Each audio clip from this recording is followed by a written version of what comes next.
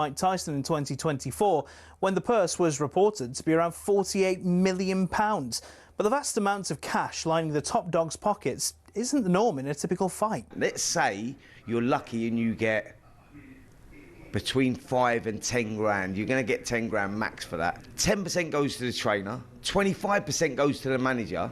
Then we've got the tax man to pay as well. So we're cutting that money in at least half. So now you've got 5 grand for a 10-week camp. So you're talking about a guy here earning, he might be clearing 500 quid a week. How do you support a family on that? So boxers chase the dream. And, you know, there's probably 2% of them that actually make it. So say you do make it and you start to rise up the ranks. Strikers Boxing, a training academy, says the mid-tier fighters can earn more, somewhere between £10,000 and £50,000 a fight, depending on record, profile, opponent and popularity of weight class. It's only at the top level does the real cash start flowing in, with the top-tier professionals, i.e. those going for titles, earning 6 figures a fight. Something else you'll have heard of is the terms prize fighter or journeyman. A prize fighter is, as it sounds, someone who picks up fights where they can and gets a nice big check if they win. Journeymen are the fighters who take on up-and-comers, effectively used for experience in the ring. Even if they're going up against the real prospects, a young Anthony Joshua, for example, these guys will be lucky to earn more than 10 grand. So the average boxer isn't as rich as you'd think.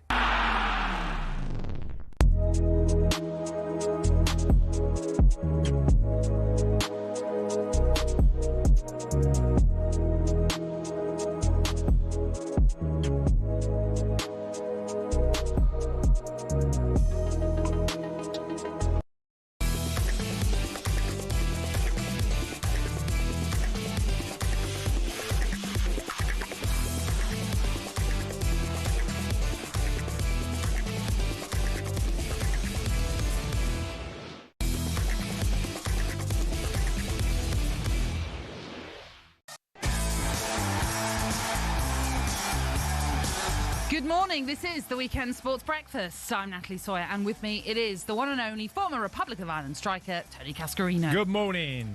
Coming up today, England take on Andorra in World Cup qualifying, live on talkSPORT from 5 p.m. Can Thomas Tuchel find a clear identity for his side in these upcoming games? This is the target and the goal for the next 3 camps, to clarify our identity, to clarify things in the different areas of the game.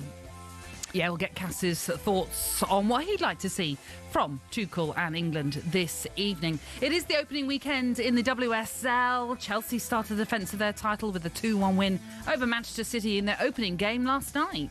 Back towards Macario, she misses it, but Micah Hamano doesn't. Sweeps it home at the far post, and Chelsea have double their advantage. And Daniel Levy has left Spurs. So what does that mean for the future of the club? Problem with Daniel Levy is he's done a great job. You can't get away from the fact in terms of commercially, business, whatever, like he's done a great job. But we don't support a business, do we? You don't support a business club. No, we don't. You support a football club.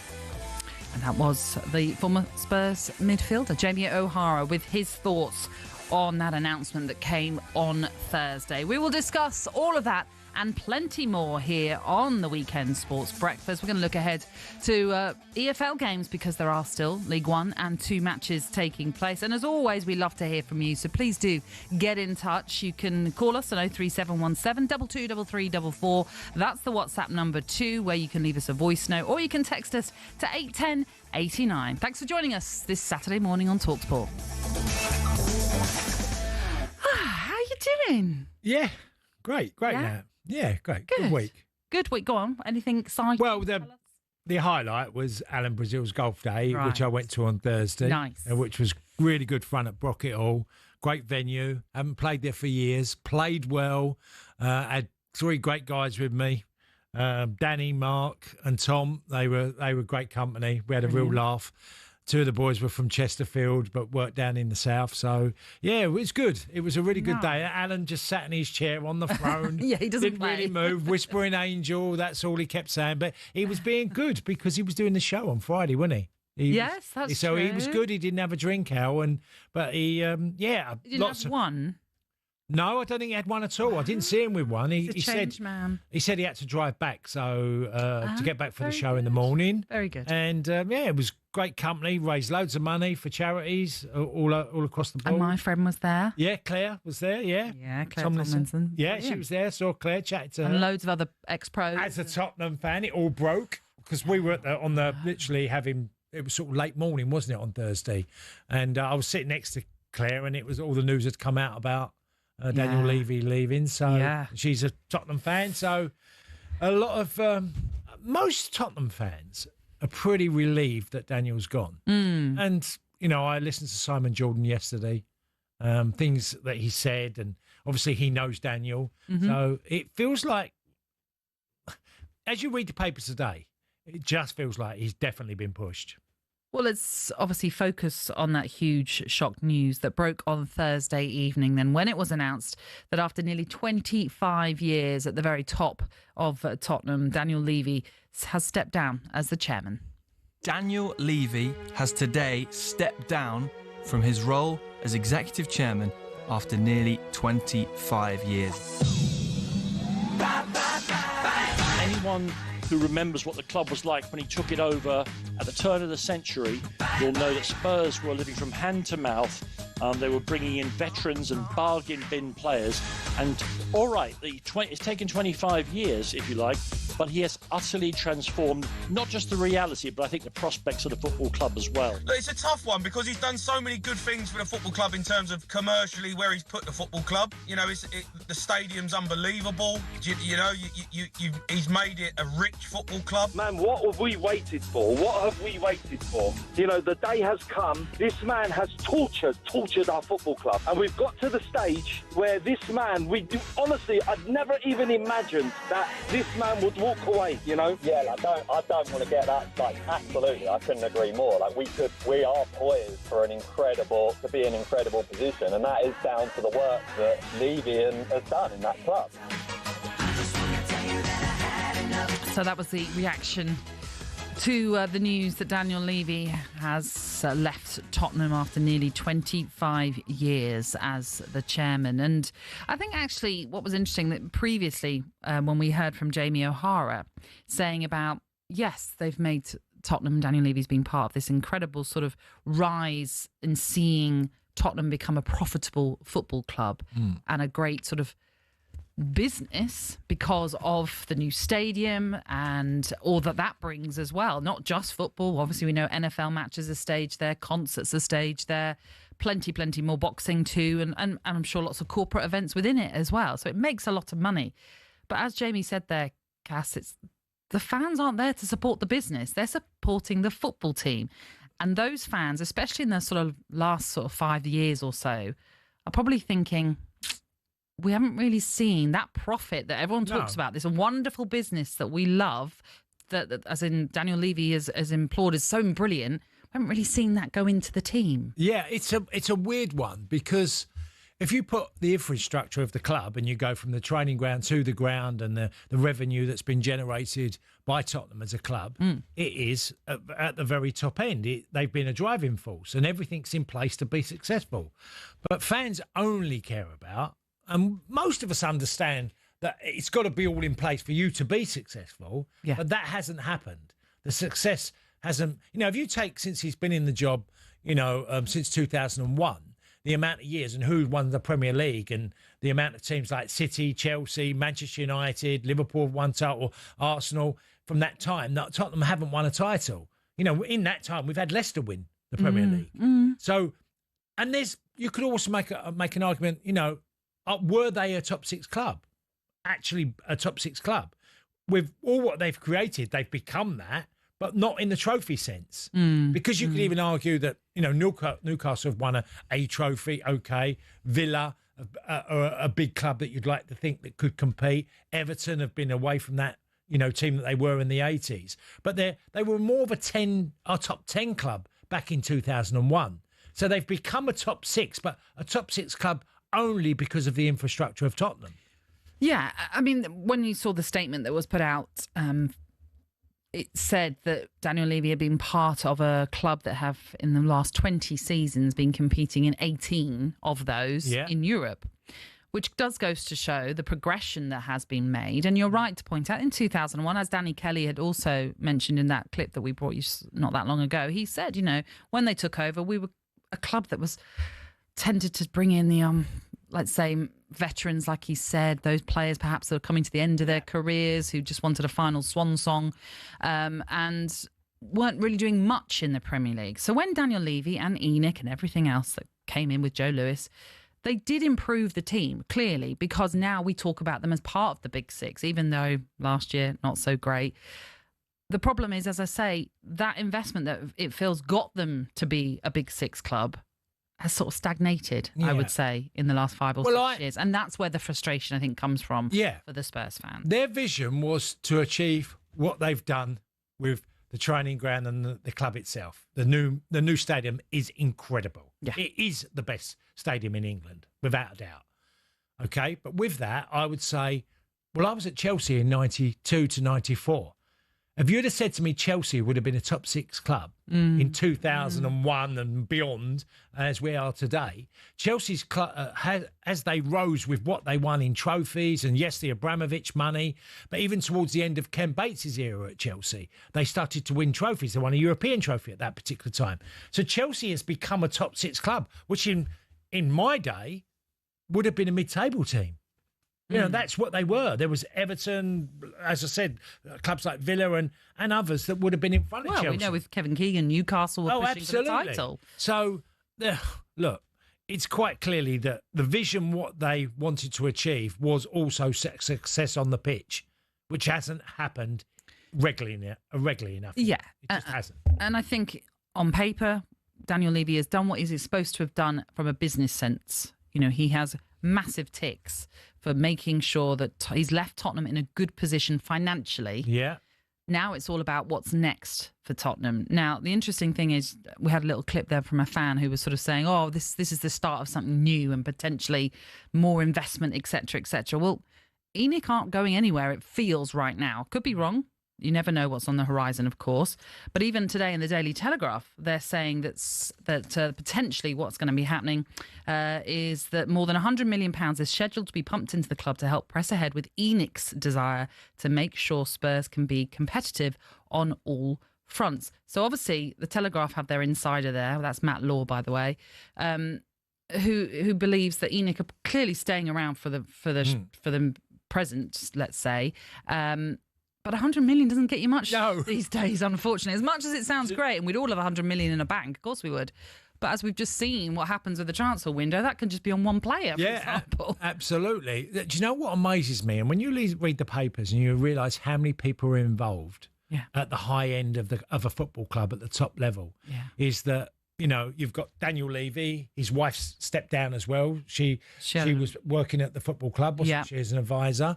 And you then go through all the names and the people involved. Yeah, there's a lot of the Lewises on board. Absolutely. It's just, there's one job after another of someone in importance. So Daniel has been obviously batting a few of them off in recent years, but it's got to a place where finally it's come to, well, now it's on the pitch. Is Daniel the right man to deliver and appoint the right managers and the investment to make this club successful on the pitch? So that's what it's all about now for me.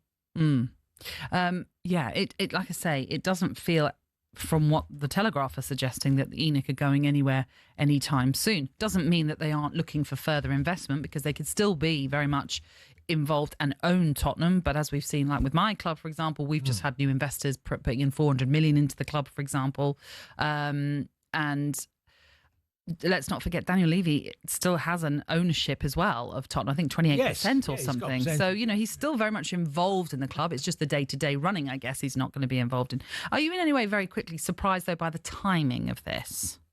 I think everyone was shocked. Yeah. When I heard it, I think even the die-hard Tottenham fan would have not seen this coming. Yes, but more so in terms of, I've been discussing this with friends, and I was saying, well, you'd have thought in some ways, if you're going to be making that decision to stand down, you might do it after the Europa League final because you're going out on a high.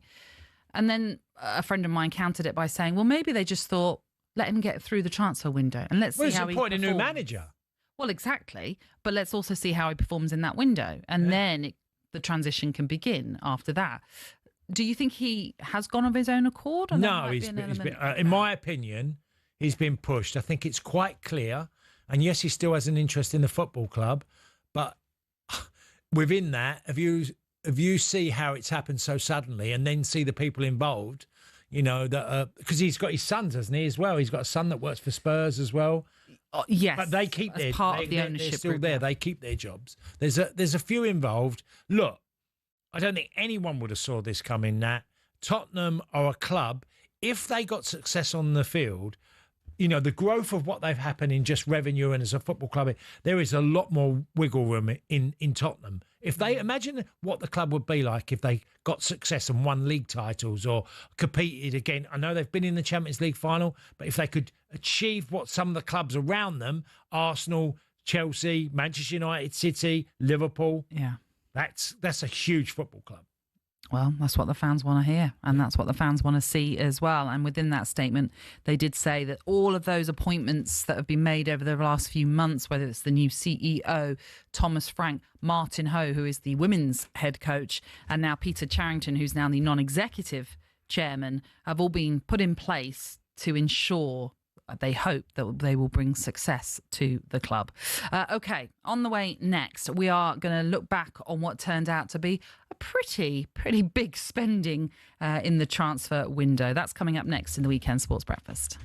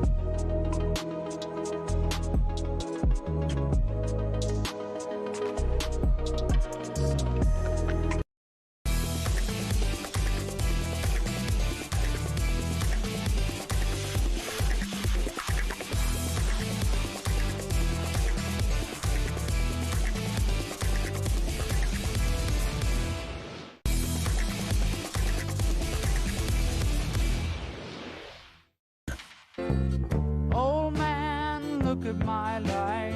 Good morning, this is the Weekend Sports Breakfast. It is the former FA Cup finalist Tony Cascarino who is alongside me, Natalie Sawyer. We take you through until 10 this morning, and however you watch your telly, you can now watch us from your Samsung to your LG TVs to Fire TV, Chromecast and Apple TV. talkSPORT is live on your screen as well as your speakers, so why not take a little look, even on YouTube as well.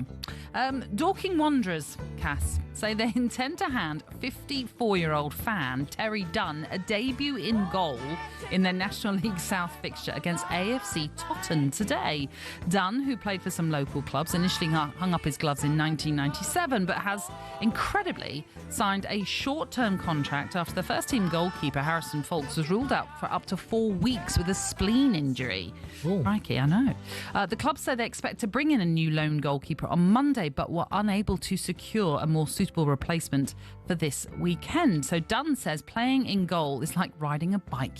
You never forget it, he says. He is a fan too of Dorking Wanderers. So kind of gets me thinking, you clearly never lose it, Cass. So there's still time for you to serve that international ban and then be a part of Republic of Ireland at least. Do you know what? I couldn't think of anything worse than playing now, or even attempting to. I haven't kicked a ball, really. I've not actually played in any sort of five-a-side or a game that's been, for charity. I've just gone, I can't even bend my right knee now to kick at the thought of it.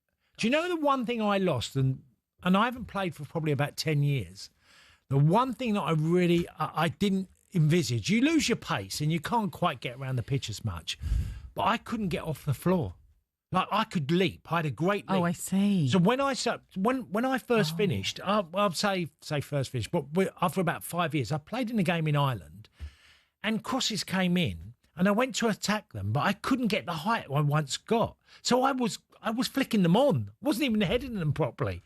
And I remember thinking, that's me snookered. I can't do it. That's you thinking Cass is gone. Well, I could still get around the pitch in my running, but I wasn't obviously as quick. Yeah, but But losing my leap was the biggest thing to me. That had absolutely killed me. And I just said, nah, I'm not going to play. I'll come along. So I did a few things in Ireland where I'd come along and I'd be part of the squad, but I didn't play. Yeah. Yeah, no, I just blame me knee, because it was my knee. Well, clearly, yeah. And listen, how many footballers do have knee problems? Yeah. It's just extensive, isn't it? And it's not like a boxer where you can still do the or a tennis player, you can still play to a certain level. I just felt, I remember thinking, I'm not even close to being able to play this game anymore after about 5 years of finishing. Yeah. But still, what a story. 54-year-old. Yeah, fair play. play. Playing in goal for Dorking Wanderers today. And it kind of got us thinking, if you could start playing a sport in your latter years, shall we say, what do you think you'd do? Do you think you actually could give it a proper go as well? What sport would you fancy your chances of playing at any age? Why not get in touch? Drop us a text at 81089. You said a little bit when we talked about this yesterday. What was it? Lawn green bowls? Bowls. I play bowls. Nice. I tell you what they're all doing now. They're all playing paddle, aren't they? Paddle. I've not not played played this. it, but a lot of people are playing paddle. It's everywhere now. It's the craze. Yeah. Do you know what I think I would give a go Go at? on. Wife carrying championships. I don't have to do much, do I? But I could still be part of an elite team, hopefully, win something. I think that's a big ask. That. All right. No, I've got to lose a bit of weight, but crikey, come on. No. No, I mean, that is. I've watched some of them runs. They feel like whoever's carrying their wife out is It's not easy. That's a tough ask. I know. But that's why it'd be fun, though. Yeah. And I'd be there like, come on, quicker, go quicker. Do you need an husband then? Well, just a partner. If it's a wife, the partner would be nice, first of all. I'm all right.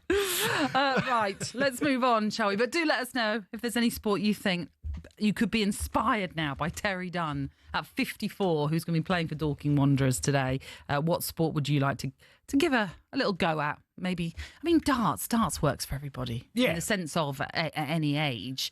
I'm not saying you could be elite level, but, you could give it a go. Try and qualify for the PDC World Darts Championship or something. Let's move on, shall we? Because, of course, on Monday night, it all came to an end, didn't it? The transfer window and a record. was it 3 billion? Yeah. Spent? Yeah, 3 billion. Crikey, in the transfer window. $1 billion of that was spent simply between Premier League clubs, which is quite phenomenal.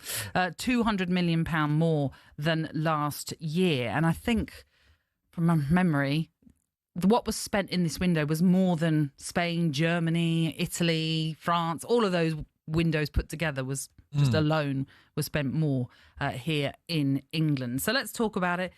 We were all waiting to see what was going to happen with Alexander Isak. That eventually went through, sort of fairly late on deadline day, which had the knock-on effect of Yohan Wissa again. By all accounts, people were saying that went to the seconds in terms of getting that deal sheet through. Remember, the deal sheet is where you kind of start to fill in the finer details, which you have to then put in to the Premier League to at least say, look, we're getting this deal done, but we might need a little bit of extra time. But it took, as I heard, seconds for that to go in to make sure that they could at least get this deal over the line. When you look at the window then, and try and be not biased in this one, who's had the best window? You might it might be Liverpool still. Okay, look, we've had 3 games into the Premier League season. So a lot of players are being questioned, like Gyökeres, how well is he going to do? And Sesko from Manchester United, Liverpool, that hasn't started particularly well, but they've made a lot of signings. Have you said to me, I try and look at it as individual signings. I think Pedro's been brilliant for Chelsea to start off. I think since day one at the Club World Championships being brought in, I'd even say, Newcastle have ended up getting 2 forwards, which they had to do. They've brought in 2 new forwards. I would look at Everton with not only the loan of Jack Grealish, but Kieran Dewsbury-Hall. How will he do? There's been some good transfers along the way. I felt Palhinha going to Spurs on loan was a good one, and obviously Kudus is another good one. If you're going on how much business was done, Arsenal have done an amazing amount of business. Chelsea have made a profit. Out of all the signings they've done, Chelsea have made a profit. Then you look at Liverpool and think, well, Manchester United needed to do what they had to do, was trying to get more goals from Cunha to Mbeumo and others. So to say who's done the best, I mean, if we're talking about spending money, it would be Arsenal. But we can't say how good that is until we get to the end of this season, because Arsenal have literally gone to players all over the pitch. They've brought in a lot of players, over 200 million, and there are other clubs who have spent that as well. So I would think Arsenal have done amazing business, but if by the end of the season half of them haven't worked and they've ended up coming third, we'd say, well, it wasn't that good. Of all the transfers, and I'm talking about the individual players, is there anyone that you're thinking, I'm really intrigued to see how they're going to get on? Yeah, there's a few. I said earlier Pedro was that one when he went from Brighton, but I think Ekitike that's come to Liverpool's a really intriguing one, because he looks like, do you know what? Isak might have to fight with him as well for that position, because he started really well for Liverpool. They would be the standout ones. The intriguing one will be Newcastle, because losing Isak is bringing 2 forwards in. How well they're going to gel will Well, I saw that Wissa, by the way, scored for the Democratic Republic of Congo this week. They're big ones, They would be my standout ones. But I feel it really tough to answer that. Well, who's had the best window? We're talking about spending and bringing people in and what you've done. Well, you could argue, and I know some of these players might be unknown, but Forest, they had to do business because they've got Europe to contend with, and they brought in a number of players in this summer window. And some of them just are intriguing to see how they're going to get on. But when you talk about individuals, do you know who I'm really intrigued to see? Harvey Elliott. How he he's enough. I'm delighted he's got a move because, like you said, you're intrigued because he's never, ever let Liverpool down when he's come on the pitch. Well, this is it. And to see him hopefully playing week in, week out would be fascinating to see, because we've never seen that. We've seen bit parts. We've seen him play, occasionally in games and starting games, but we've never really seen him start week in, week out. And it would be brilliant to see if he can do that. And what he did, obviously, in the summer as part of that England under-21s, successfully defending their title, would be brilliant to see, just to see how he gets on and see if he can, become a mainstay in that Villa side. I've always said to you, he's like Ray Houghton. Ray Houghton played for Villa and Liverpool. And he's tenacious, he gets goals, he's busy, he always wants the ball. And I love that about Harvey Elliott. That's one of the things. I think he's really unlucky at Liverpool not to play more football, because there was a sense I always felt that from Klopp to Arne Slot, valued him really highly. And I think Villa have got a great signing there. Yeah. I really do. Yeah. Okay.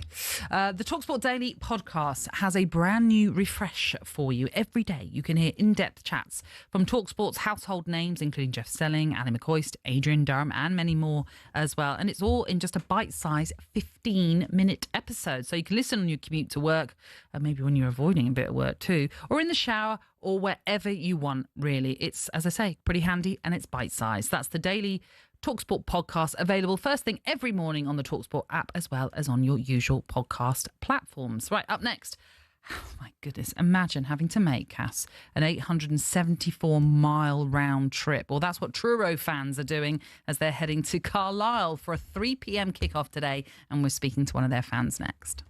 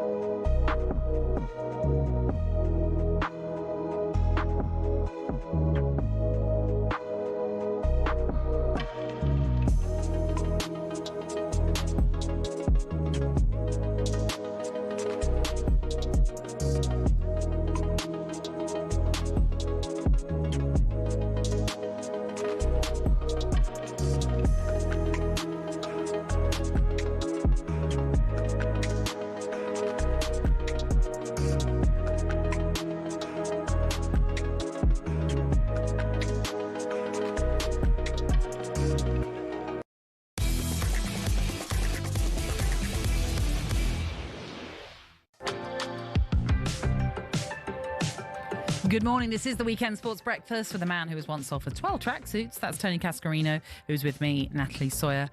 Here are some of your headlines for this weekend. Everton are set to open talks with goalkeeper Jordan Pickford over a new contract that they hope will keep him at the club for the rest of his career. Defender John Stones has withdrawn from the England squad for the next 2 World Cup qualifiers because of a recurring injury. Thomas Tuchel saying they didn't want to risk him. And Scotland kicked off their World Cup qualifying campaign with a goalless draw in Denmark last night. Listen, if you don't concede goals, you don't lose games. That's always been a good starting point for any coach. I think you see the performance of John Souttar, Grant Hanley in the middle of that defence, but everybody defensively, the whole team defensively, everybody did their work. The 2 strikers ran themselves into the ground, and then late in the game when you bring other people into the pitch just to bring a little bit more energy just to see you through the 95 minutes or whatever it was. But everyone's got to be disciplined, everyone's got to do their job properly, and tonight we had that. OK, so that was Steve Clarke speaking about his side's disciplined performance, Cass. And, you know, going to Denmark, getting a point, they would have bitten your hand off if you'd offered them that before kick-off. I know everyone always says something like that, but, you know, it was a really disciplined performance by Scotland. Yeah, I watched it last night. I thought they did really well, especially full-back areas for Aaron-Icky. I know he came off late in the game, but missing 2 years of football. I was going to say. You know, a big blow. And you've had Andy Robertson that's not started the season with Liverpool as in the first team because Kirkes has played there. And came away thinking, yeah, they got a really... I mean, they defended deep in the end. Yes. They were hanging on a bit the last 15, 20 minutes, but they had their chances. Lyndon Dykes had a really good chance. If he takes a good first touch, or say even that, or maybe even tries to hit it first time, the chance he had when the ball gets squared across the face of the 18-yard box and hits it first time, he's got a chance there. They had their moments, Scotland, in the game, but absolutely what a great result it is to get against your main rival in the group, Nat. Exactly. You go in there and you get a draw. Obviously, that doesn't mean it's all done and dusted. They've got some big games to come, but I thought it was a really solid... The work ethic of the team was extraordinary on the night, and that got them to a 0-0 draw.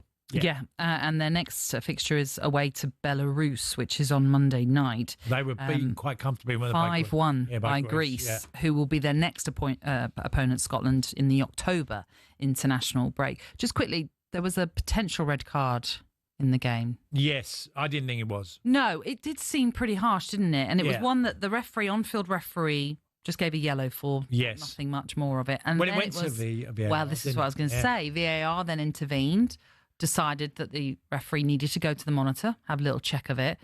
Interesting. We always think, we know what's going to happen here. The referee's going to change his mind. And he didn't. He decided to stick with the yellow card, believing that Max Johnston... Yeah. An element of a push, perhaps, in that incident, which led to him, the ball sort of hitting his arm. It's debatable whether you think it was potentially a handball or not in the area that it hit him, but it would have been a denial of a goal-scoring opportunity that the red card would have been given for. But as I say, maybe I think the referee even gestured there was a push. Yeah, a slight push. He felt that maybe he was just off balance, and that's why it led to that handball. Yeah. It was a slight push. There's also a long way to go, wasn't there? It was nearly very close to the halfway line. I thought there was a lot to ask to say, send him off of that, and it's, denying him a goal scoring opportunity. Good to see the referee going with his own. Absolutely. It should have happened last weekend. Yeah. At Stamford Bridge. It should have. A referee should have quite clearly saw there was a mistake there. This wasn't as bad as that one, but I think he felt, Johnson, like all of us feel, as soon as the ref goes to VAR, that's it, you're red carded. But it was nice to actually see a referee stand by his first decision. Yeah, absolutely. But a massive point already then for Scotland to have picked up in Denmark to begin their World Cup qualifying campaign. And we'll have more on that performance a little bit later on as we speak to talkSPORT's Paul Mitchell on it. I just quickly wanted to reflect on a message we had in when we were talking about Tottenham earlier on. We were talking about, you said Daniel Levy's wife has also left Tottenham. This message says, you don't know what you're talking about. Donna Cullen left, not his wife. Just to clarify, his wife actually has left Tottenham as well. She was part of the setup. Yes. She was an executive assistant. But as some of the papers are saying, she has left the club in solidarity with her husband, of course. So just to clarify, that's maybe not as well publicised, but that is what has happened in that situation. Right, let's quickly have a little chat on England, shall we? Because heading into this international break, there have been questions as to whether Thomas Tuchel's side need to forge an identity. So ahead of the game with Andorra tonight, our England correspondent Faye Carruthers caught up with the England manager and asked him what he wants to see from his side going forward. This is the target and the goal for the next 3 camps, to clarify our identity, to clarify things in the different areas of the game. We're on it. We players need to understand. Players need to understand what we want from them. How do we build deep build-up for Team England? How do we break down a deep block? How do we attack in the last third of the pitch? And they need to understand how we do the high press, how we defend in a middle block and in a low block. So we need to come up with solutions and present it and train it and then buy into it over the next 3 camps. This is what we're up to. Identity. Cass, is that important to a team? Yeah, I don't know how important it is against Andorra. I mean, you know, if you're okay, think of it like this, Nat. If you're really considering, you know, that you have to have a chance of winning a World Cup, you're not going to be beaten. I'll say you obviously can lose to a minnow, but generally you're not concerned about them type of games. Yeah, the low block, you're going to get one chance and you're going to score it 9 times out of 10. So you're going to beat England. Are going to beat Andorra tonight. So whether Andorra frustrate them, the England's problem hasn't been getting to tournaments and getting deep into tournaments about beating low blocks. Mm-hmm. For me, it's trying to beat really good opposition. Yes. So that's what you should be focused on about your idea of your identity, is how do we beat really top level? Because when Argentina lost against Saudi Arabia in the opening game, I remember thinking, well, yeah, it's a terrible result, but Argentina, that won't be determining them going back because of the Saudi Arabia result. It's about beating the better teams, which afterwards they did. Of course. They beat all the better teams. Yeah. So I don't really think the Andorra, having an identity against Andorra is that important. When we talk about identity, and I sort of sometimes scratch my head over it because I sort of think, well, Ange Postecoglou has an identity. Russell Martin has an identity of the team, the way he wants his team to play. And we always say, well, it's wrong because you need to be flexible. So an identity can't be one way. It has to be varied, doesn't it? Well, that's what I'm talking about. Yeah. Because you will come up against teams that you're going to have to probably change, whether it's technical or tactical, your selection. So why is it an issue that we have to have an identity? No, you don't. Well, Republic of Ireland had an identity, but we didn't have the luxury of the depth of players that England would have. So we had to select a certain way. I get that. So it was more important for us to have an identity, say, than other teams. But we also were quite flexible within that. Jack would sometimes alter the team because of it if he felt, you know, we were playing a certain side that had threats. I remember when he was dreading getting Cameroon in World Cup 90. We didn't. England got Cameroon. And I remember him talking before, I don't want the Cameroon because I'm going to have to change slightly the way they play. We are going to have to adapt them because they're so dangerous. And England found out, and okay, England beat them in 1990, but it was a really tough encounter for England. So you're going to have different problems. I think the most important thing is solutions to problems against the elite teams is where England have to get it right. Yeah, clearly. That's for me, not Andorra. Having an identity against Andorra. Obviously, in the last World Cup qualifier was just a 1-0 win over Andorra. And that, of course, is the first time that Andorra have played England and not conceded by more than one goal against them. OK, can I just make one quick point on that, Nat? Which is, remember who they played as well? Senegal. Yes. Right? They had loads of problems against Senegal because Senegal were way better and were more offensive and making it difficult for England. Yeah. So your identity is more important against Senegal than it is against Andorra because you know that they're not really. But what I'm saying, when we talk about the word identity, it doesn't mean this is how you play every game. No, you can't it's an identity of within that game, perhaps. Right, tonight we're going to play and I'm not saying this is just in general terms, tonight we might have to be more defensive, but this next game, we're going to go for it. We're going to be free-flowing, and that's what a lot of fans, and anyone who's been watching England of late will be hoping to see tonight against Andorra, that we do have the flair, that we do have the excitement, especially as they're taking on a minnow. Let's just quickly get the thoughts of top journalist Henry Winter, who has admitted he has been underwhelmed by Tuchel's start to life as the England boss. I've been slightly disappointed with Tuchel. I mean, I'm a huge admirer of his. I thought he was the best person for the job once you've got over the should it be a foreign or should it be homegrown argument. I've been slightly disappointed with him in terms of that fearlessness that you talk about, that fluidity, that freedom. We haven't really seen it. We've seen it with the under-21s. You know, I was there in the summer and it was fantastic watching them. Obviously, it's a step up psychologically as well as tactically and technically to the seniors. So I think we need to see that now. And I think a lot of people are going to be looking at the players, as we always do, but I think a few people are going to be looking at Tuchel saying, right, unleash this talent. Well, you're going to hear more on the talkSPORT Daily podcast feed, where we take a closer look at England under Tuchel so far, along with an exclusive interview with Jared Bowen. But yet, tonight, of any game, really, that we might see, I say the shackles released. It's not necessarily the case for England, but we hope to see, as Henry said then, I said earlier on, just a little bit more excitement in this team. Yeah, well, you probably could play the goalkeeper that is playing for Dorking City, yeah? Dorking Wanderers. Dorking Wanderers, who's 55. You could probably play him in goal. So the goalkeeper is irrelevant tonight, isn't it? Really? Yeah. You know, so make sure you select a team that can break down the opposition. You don't have to have an identity for that. Mm-hmm. You just have to find solutions in your team to hurt them. You know, that I always say, you know, if you're playing France and you had Mbappe on the wing, you know, you might have to think about the type of fullback you select. So would you play Trent up against Mbappe, or would you play Kyle Walker at his best? And I'd probably say, well, I'd probably want to go Kyle Walker, because I think that's important that you come up and match someone with incredible pace. We'll talk more about England a little bit later on.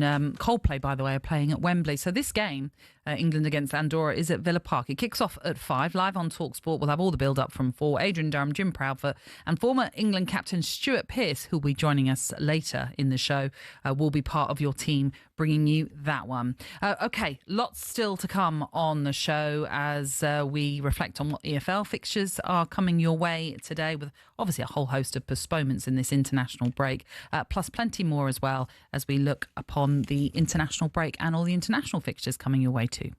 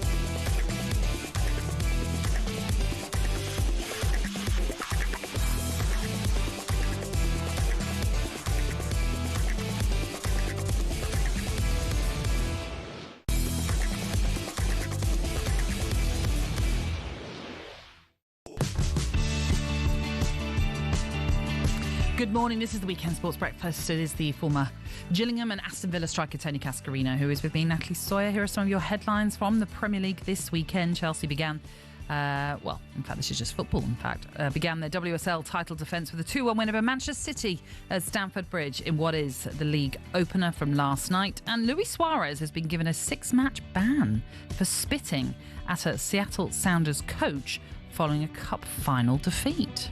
I just think it is the ultimate lack of respect. I tell you right now, Jeff, I'd rather take one in the jaw than somebody spit in my face. I would. I just think it's diabolical. I really do. But as I say, different countries and different FAs will have a look at it. But if he was here, I think you should throw the book at him. Just throw the book at him. I mean, it is disgusting. No, he's right. Of anything, that is vile. Yeah, the only thing I would say, and I remember saying this during my playing career, because players take a real offence, and rightly so, about being spat at, okay? But I've always said, like, I'd rather he spat at me than break my leg in a challenge. I think and I always think, but Ali said there, I'd take one on the chin. Yeah, but I mean, he's talking about fisticuffs, not breaking your leg. I think everyone would say the same. Okay, all right, well, sorry. Sorry. I got very argumentative there, didn't I? All right then, but I used to think, of course, it's disgusting and it's not nice, and in terms of it, because it's such a disrespectful thing to do, isn't Absolutely. it? That's where we have the real issue with it. I mean, look, people do it in any walk of life, unfortunately, but we know that Suarez has had his issues in the past with the other things that he's done, clearly biting, and he loses the the plot. But you're 38 now. Come on, grow up a little bit. But I've always, I've had elbows in my face. I broke my nose. I've had my teeth knocked out. And if you said to me, even say knock me teeth, I'm like, yeah, I've had it myself in a game. But I still think I'd rather have that than having my teeth knocked out or an elbow in my face.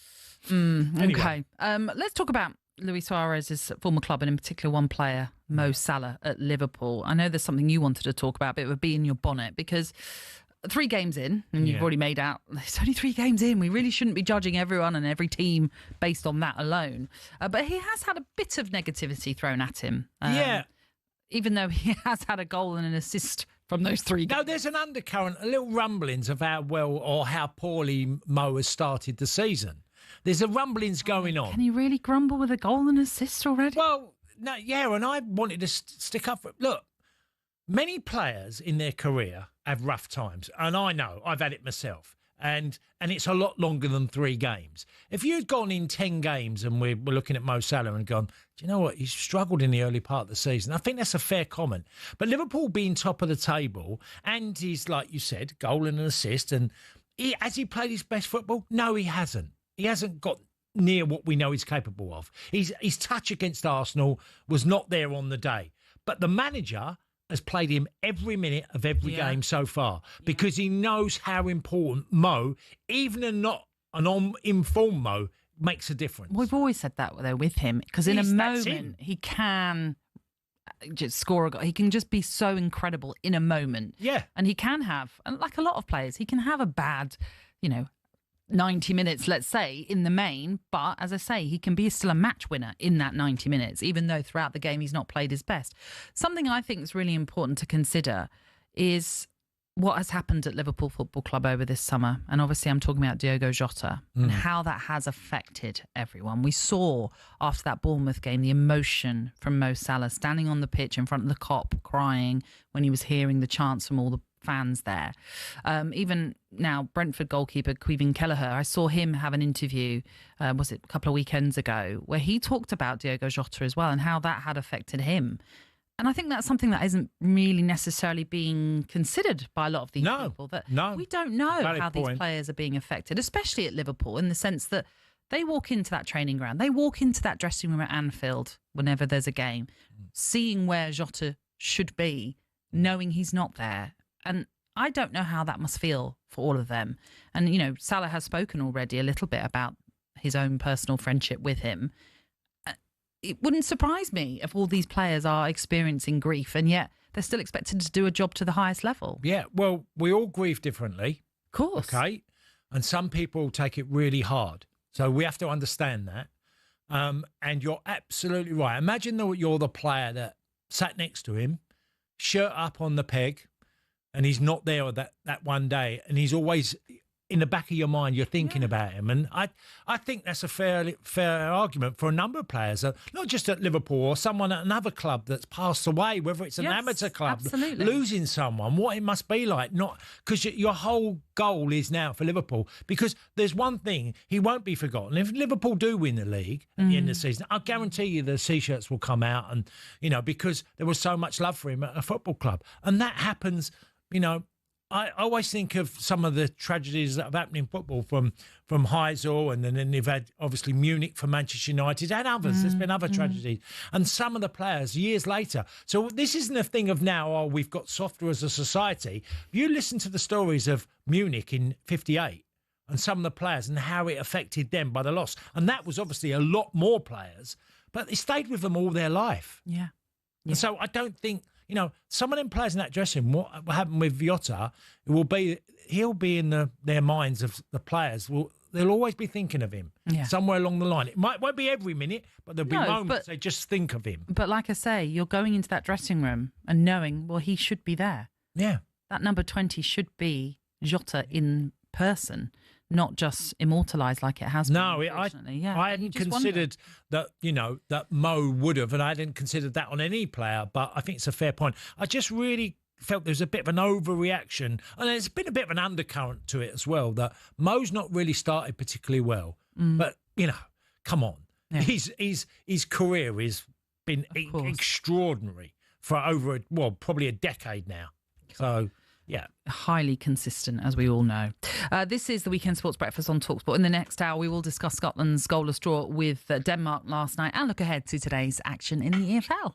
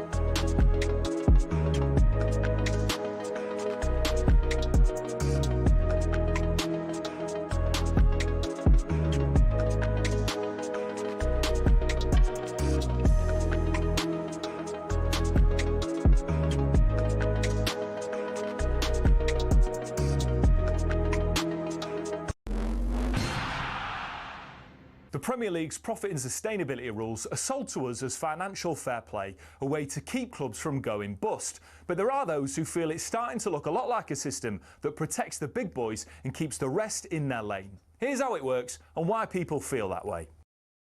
So clubs can only lose 105 million quid over 3 years, which sounds fair, but here's the kicker. Your limit includes how much you earn. So if you're one of the traditional top 6, you've got massive global revenue streams and you can spend way more while still technically following the rules. Meanwhile, ambitious clubs who've got money like Newcastle, Villa or Forest, well, they're bringing a knife to a gunfight. Newcastle might be backed by Saudi billions, but they just can't splurge the cash. Their commercial income isn't there yet. Want to buy world-class talent? Well, PSR says to them, your owner might have the money, but you're not making enough in shirt sales in Asia for that. The Magpies won their first domestic trophy since 1955, qualified for the Champions League, which you'd think would be a great springboard for them to go on and start building a team to challenge at the top. But because of PSR restraints, they couldn't break their wage structure for a new Alexander Isak contract, and look what's happened there. Nottingham Forest tried to invest to survive, they did that, but they got punished anyway. Meanwhile, clubs like Spurs, until last season, hadn't won a trophy in over 18 years, but because they rake in cash from the new stadium, they get a much bigger PSR allowance, and fair play to them for capitalising on those opportunities. But what about the smaller clubs? They don't have that luxury. Now look, financial sustainability matters. Nobody wants another Bury or Morecambe situation, but there's increasing concern that rather than levelling the playing field, the current rules cement the existing hierarchy. So what's the solution? We'll either loosen the reins so ambitious clubs can spend within their means, or cap spending based on something other than revenue. Otherwise, we're just watching the same 6 teams swapping silverware most seasons while the rest play musical chairs for 7th. And that, folks, ain't what the Premier League was built on.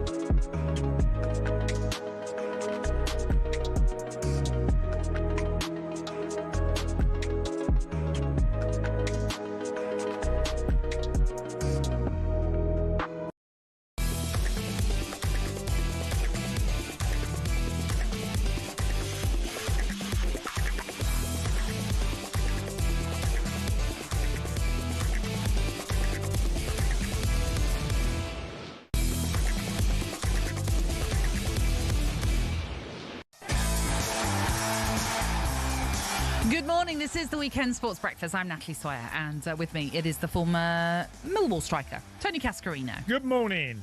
Coming up today, England take on Andorra in World Cup qualifying, live on talkSPORT, kicking off at 5. Can Thomas Tuchel find a clear identity? Is that important for his side in the upcoming games? This is the target and the goal for the next 3 camps, to clarify our identity, to clarify things in the different areas of the game.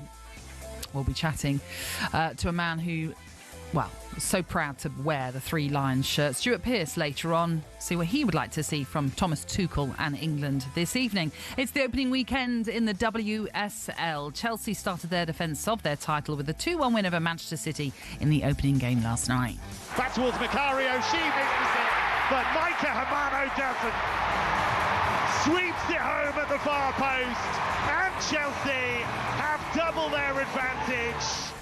Yeah, we'll chat WSL a little bit later too. And what chance do you give Scotland of qualifying for the World Cup for the first time in over 25 years? We've got to approach every game with the same manner. We've got to approach every game with the same humility and make sure we pick up as many points as we can over the next 5 games, and then we'll tally it up and see if that's enough. That was boss Steve Clarke speaking after his side's goalless draw yesterday in Denmark. We'll discuss that in detail later as they get their qualifying campaign up and running. We'll have plenty more to discuss as well, and as always we'd love to hear from you. 03717 223344, that's the number to call us on. That's the WhatsApp number, or you can also text us to 81089. And this is the Weekend Sports Breakfast on talkSPORT. OK, obviously we're in the midst of an international break, so a whole host of games not taking place today, but there are a fair few still in Leagues 1 and 2. Delighted to say, joining us to look ahead to some of the key fixtures is host of the EFL Fan Network show, Dan Fudge. Dan, good morning. How you doing? Hi, Dan. Morning, Cass. You all right? Yeah, yes, good. Thank you. Very, very well. Thank you for being with us this morning. Lots still for us to get through, even though, as I say, we're in this international break. So let's start with a couple of games that are coming our way live on the talkSPORT network today. Doncaster taking on Bradford, which is our exclusive on talkSPORT 2. Two newly promoted from League 2 as well, but they've both got off to a good start in League 1. Yeah, they both fancy they can beat each other as well. We spoke to a couple of their fans on the show earlier this week, and they're relishing this tasty one, and they both think they can do it. But they're both having a really good season. I think Doncaster have collected something like 13 points from 6 games, and Bradford are unbeaten. They're absolutely monster in it. They're unbeaten across the board. So. You've got to edge Bradford on that one, but a big tasty Yorkshire derby on EFL weekend wouldn't be the worst, would it? No, it wouldn't. I mean, especially with Bradford, who have such a huge following, don't they? They feel like the club that could easily be in the Championship and be a real team that could make an impact at that level, and yet they've found themselves in League 2, League 1, over the last sort of number of years. Yeah, Graham Alexander's started something down there, and the momentum's carried on as they've moved up.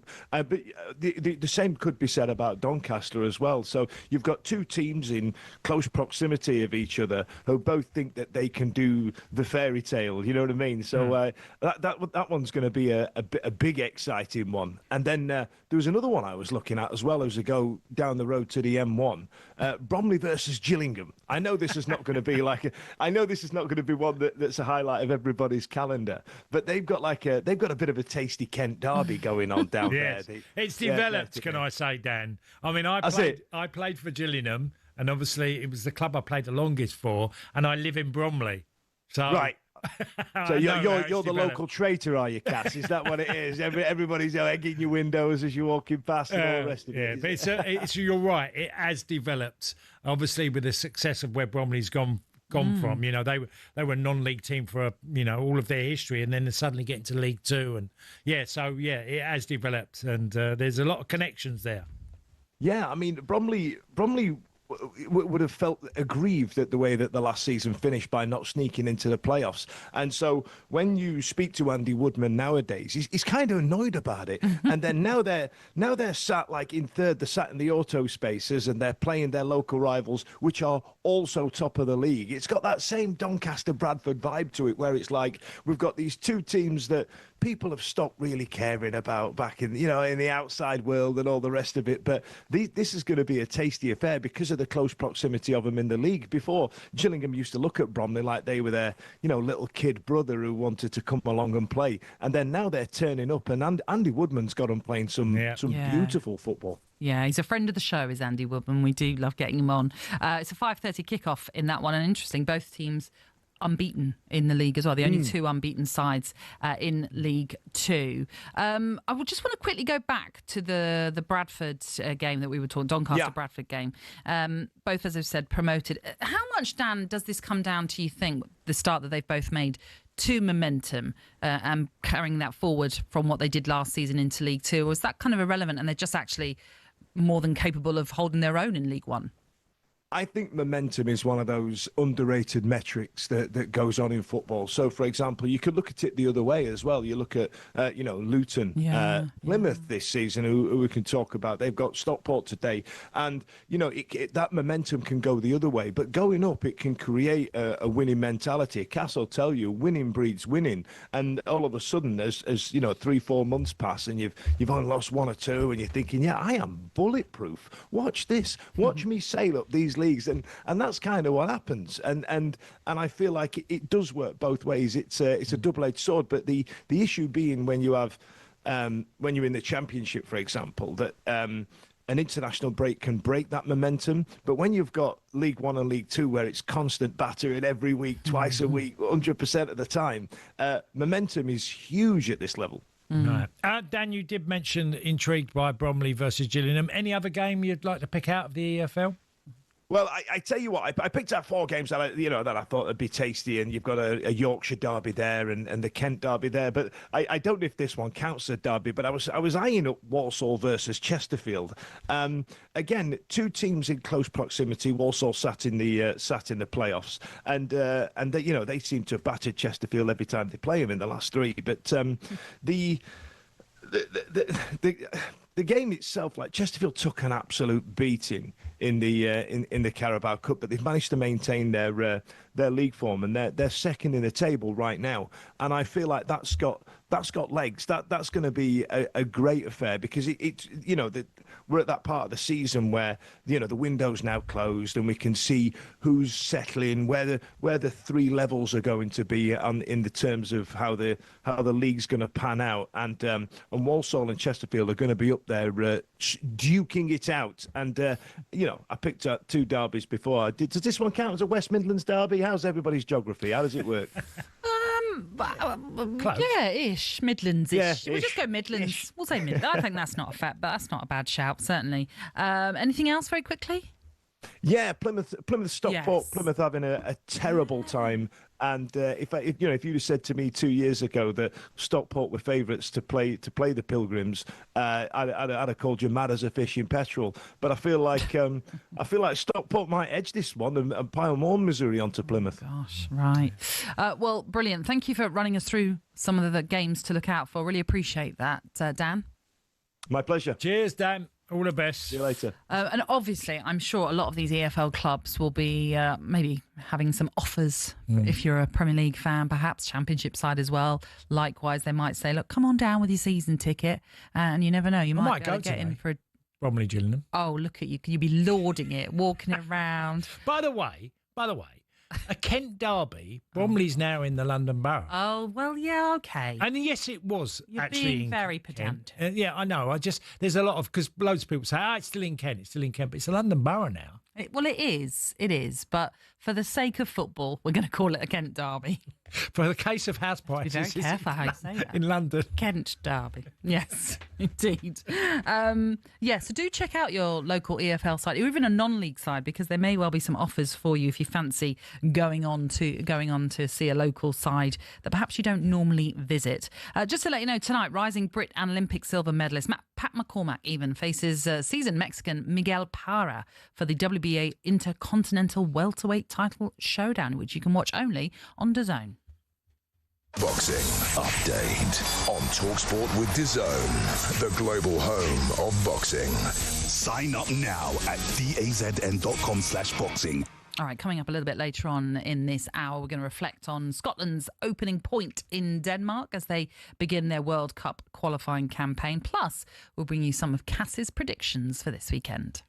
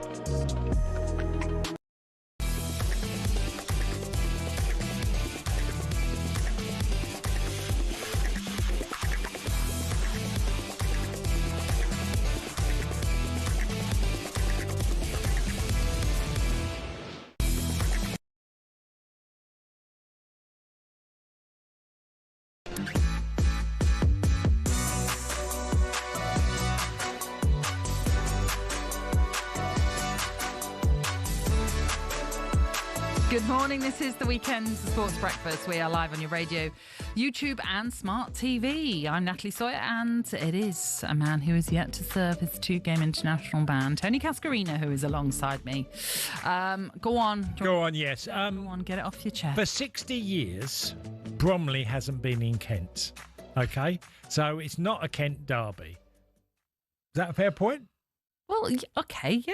It's a borough, But it's a derby. The greater borough of London, Bromley has been since 1965. Poor Dan, he joins us early morning, gets up early Saturday morning to bring us a little bit of a chat about the EFL and some games to look out for, and straight away you've ruined him. I've Googlised it.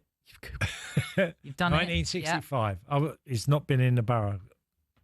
Well, I'm sorry, it's in the borough of London. But there's only about 30 miles between them, so we can call it a derby. Don't get me wrong, I'm a Kent lad. I was born in Kent, so... Well, no one's saying that. No. But then you've moved to the London borough of...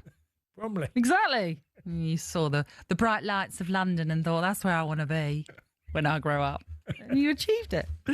Right, okay. It's time, as we always like to... in the show, to bring you our Predictor League. We've asked our latest music act, Only the Poets. Right. I like that name.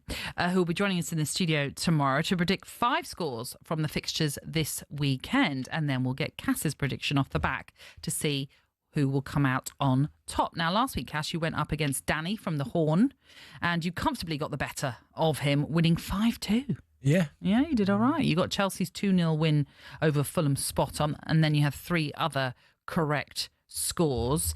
So can you get the better of Tommy from Only the Poets this week, who's a Reading fan, by the way? That'll be interesting to see what he makes of this new season. So the matches we're looking at, we've already spoken about it. Doncaster, Bradford in League One. Likewise, Plymouth against Stockport. Then there are the internationals of England, Andorra, and Germany, Northern Ireland. And then we follow up with the Merseyside derby in the WSL between Liverpool and Everton, which takes place tomorrow. Firstly, let's see what Tommy from Only the Poets thinks will happen over this weekend.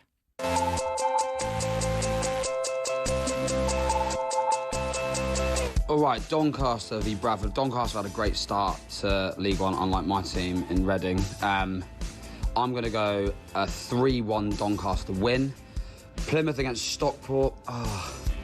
Stockport are a good side. They score goals. I'm going to go 2-1 Stockport away win against Plymouth. England versus Andorra. I'm going 4-0 England at Wembley. I think we'll do that easily. Germany, Northern Ireland. I'm going to go 5-1 to Germany, I think. And then Liverpool versus Everton in the WSL, I'm going to go 2-2. They are my predictions. So let's hope I beat Tony. Ooh, game on, game on. Right then, Cass, it's your chance to reply. So, Tommy's gone with a home win in the game between Doncaster and Bradford, that Yorkshire derby, which is live on talkSPORT. 2-3-1 he's gone for. Yeah, to Donny, hasn't he? Yeah. I'm going 2-1 Bradford. No. They've started brilliantly. Well, they both have. Yeah. Both have. Well, Bradford, I'm going to go with a victory there. Okay, all right. So an away win in that game. Let's take you to Home Park. And again in League One. This time Stockport are the visitors to Plymouth. And Tommy has gone with an away win in this one, 2-1. Yeah, you'd normally fancy... Well, Plymouth has started so poorly. So I'm going to go Plymouth 1, Stockport 1. A draw, a score draw for you in that one. Later on this evening, live on talkSPORT, we are bringing you England against Andorra in that World Cup qualifier. 4-0, Tommy's gone for the Three Lions. Well, I would have gone 4-5-6. I'm going 6-0. That's be shocked. But they're going to find their identity. Okay. Their scoring identity. No, I think England will win 6. 6? Yeah. That's big. Big win there. Okay. Well, we'll talk plenty more about that game a little bit later on. Elsewhere, tomorrow night, Germany host Northern Ireland. Tommy's gone for a big home win, 5-1. Yeah. Slovakia beat Germany 2-0. I'd written that down. I don't think he's aware of that 2-0 win. No, and look, I don't know what's happening with German football. Because at one time they were incredibly strong in every department, but they've really stuttered in recent years. I'm going to go Germany win 2-1. Okay. more conservative scoreline for you.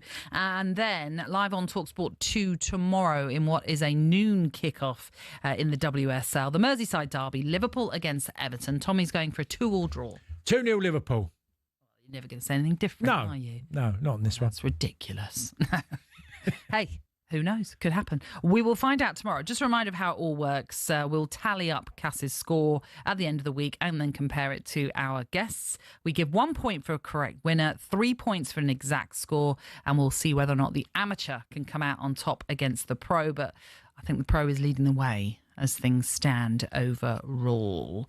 We haven't got that too long, Cass, but is there anything in the papers that you want to pick out? Well, the story that struck me is Mark Bellingham and his relation. I've read this one in detail as well. And it's Oliver a really Holt. long piece by Ollie Holt, and it's about the influence of Mark Bellingham on his boys and at the clubs. And it starts off with, obviously, Job, who's at Borussia Dortmund, who got substituted in his first game. And in the tunnel at Dortmund, he got substituted, and Mark Bellingham frustrated his, and you would be as your son, but the influence of going up to the sporting director and having words is not something you should be doing. At half-time. At half-time. Yeah. You can't be doing that. Isn't it? Well, we know he's In your the dad, tunnel. and you know you want the very best for your son, but imagine if every player's father, mother, whoever was speaking to sporting directors about whether they liked it or not. And it's alarming, isn't it? this has been going on there's been a lot of stories, and some have not been put to papers in the last few years, but obviously Jude has been such a huge character, and how the influence, and it goes into the influence of within the England camp. But I've heard a number of stories that have gone on. I don't think it serves Jude well that your dad is obviously thinking the best for your boy's career, but where does it stop? You know, and there was question marks over what Tuchel spoke about, about the way he described, what word was it again he used? Repulsive. Repulsive. And he apologised for all that. But there's things that have been going on within the England camp. I just think as a parent, you've got to be careful, even though, you'd be disappointed maybe of your player being substituted or not starting. And Jude's injured at the moment. So it's really a question about his influence within the England camp. Yeah, I mean, just in general, very bizarre of Dortmund to allow any... I don't know if they've allowed other family members in the tunnel during I've never. the game. No, Very never, bizarre to have allowed that to happen. No. And I know now they've said that it will no longer happen, and that they will ensure that only the members of the playing team, and I suppose the sporting director, etc., those that should be there will be allowed there. It's a very detailed piece, and it's a comment piece by Oliver Holt. So this is his own beliefs, and he talks about his own sort of dealings with the Bellinghams as well, but has also kind of gone on to say that he feels like the FA, perhaps it feels like from this piece, should be a little bit stronger in how they're dealing with Jude Bellingham, because there seems to be, again, a comment piece from Oliver Holt, so it's his story, but he's alluding to the fact that there's a little bit of an issue within the England setup in that all England players have their contractual obligations. But also within that, you also have these informal briefings that a lot of players are asked to do. You go and sit with the journalists and you have a chat with them, but it's informal. Jude Bellingham has never had to do that. No. He only does his contractual stuff. And that's where there's a little bit of fracture. So Oliver Holt is alluding to in this piece that it feels as though the England setup, the FA, etc., are not pushing him to do more because they're afraid that the Bellinghams might then decide, well, he's not now going to fulfill any of your contractual obligations, and therefore you're going to miss out on the financial rewards of having the Bellingham name tagged in with England. So, well, also, it's a really interesting piece. Yeah, really interesting. Well, there's one other thing on that now. If you're a player in the squad and you're continually going up and confronting, the press, and you're answering questions, and someone's not doing one interview, you obviously... Yeah, I mean, he does do press conferences and things like that. It's just the informal ones. The informal ones. Yeah, okay, so, but even with that's sort of thing you just go along with, don't you, and just do it. Well, as it says in the tagline, Mark Bellingham's jaw-dropping tirades have made Jude a special case with England, and it's split the dressing room. Yeah. Again, I wouldn't say it no, would have done that. This is the comment from this piece. Yeah, I wouldn't say it would split the dressing room, but I think that you'd find that certain players might not be so keen on that idea, It's a really interesting piece there from Oliver Holt in the Daily Mail, and their pull-out of Match Day. Worth checking out if you so fancy. OK, on the way next here on the Weekend Sports Breakfast, we will discuss Scotland and that point in Denmark.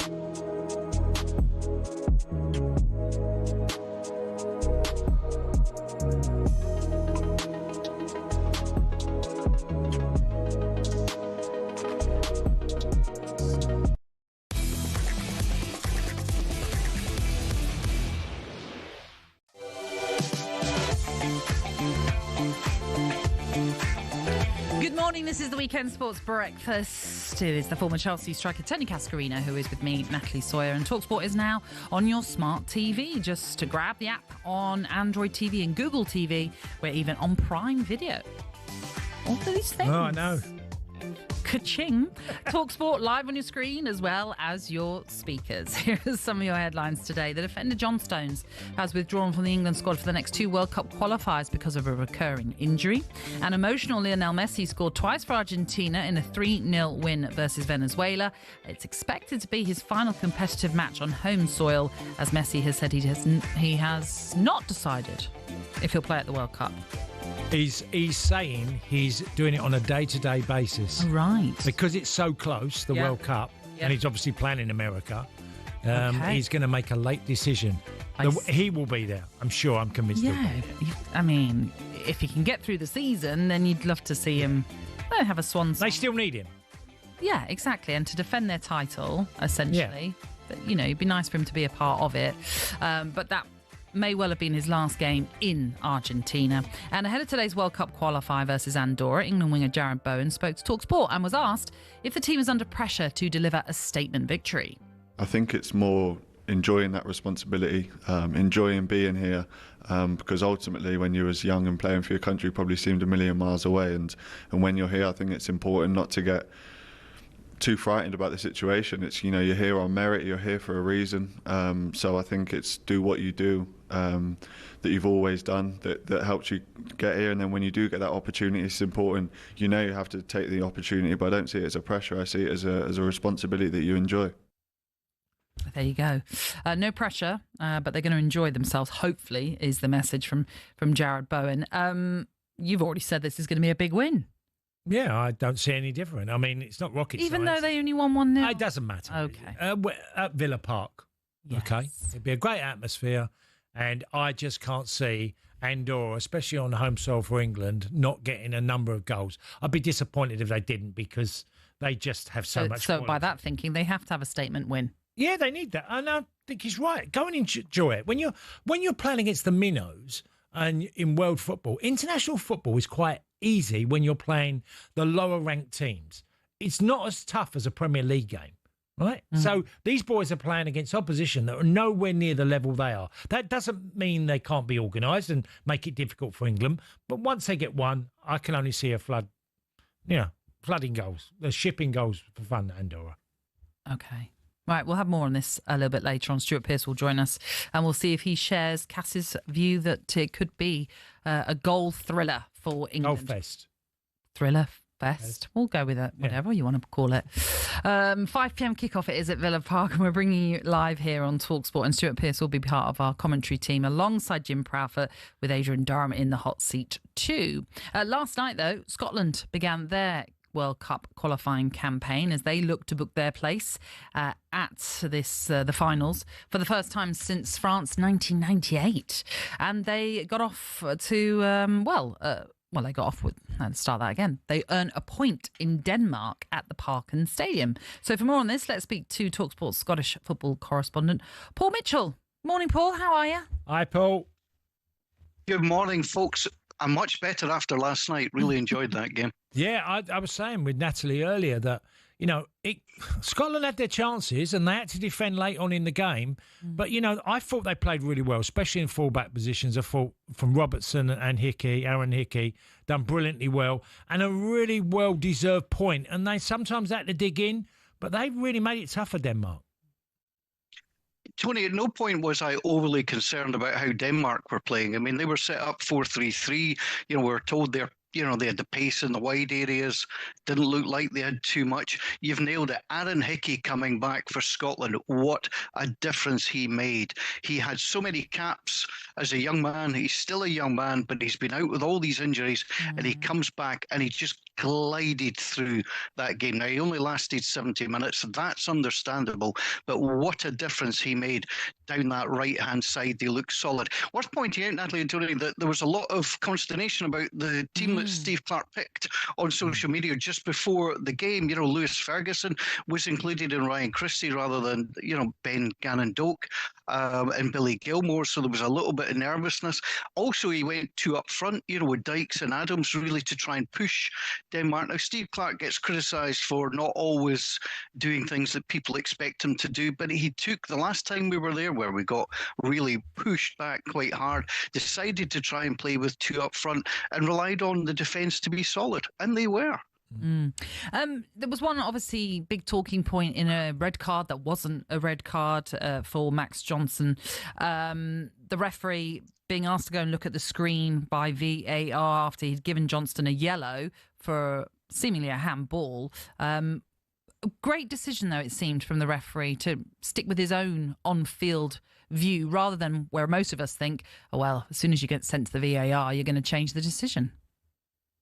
Actually, I mean, I was watching the game and I just thought, this is red. If he's yellow carded him for what he thinks is a foul, given the situation that he would have been, the Danish player would have been through on goal if the ball had gone on. So whether it was denying an obvious goal scoring opportunity or not. But to me, he should have rescinded the yellow card as well, because he got pushed in the back, Max Christie. That's why the ball comes up there. So I think he gets credit. And believe me, I was thrilled that he didn't send him off. But he should also rescind the yellow because he was pushed into that. And therefore, that's how the ball ended up so high. But how often do you see referees stand by their decision? Yeah. Because I know the thought process is somebody else has watched it. They've seen it again and again and again. There's two of them, and they've come to say, we think that this is a red card. Of course, we don't get the audio to say, well, you say, look, I just want you to double check this, or whether the VR would say, look, I think this is a definite red. But all credit to Daniel Siebert, the referee. He said, absolutely no way was that a red, and that was the right call.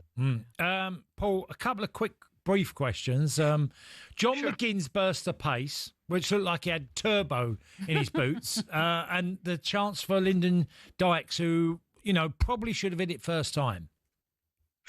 As a striker, Tony, I think you would have thought that as well. I thought that the second he'd gone through, Shea Adams passes it from the right-hand side for people who haven't seen it. He's going to go from 25 yards.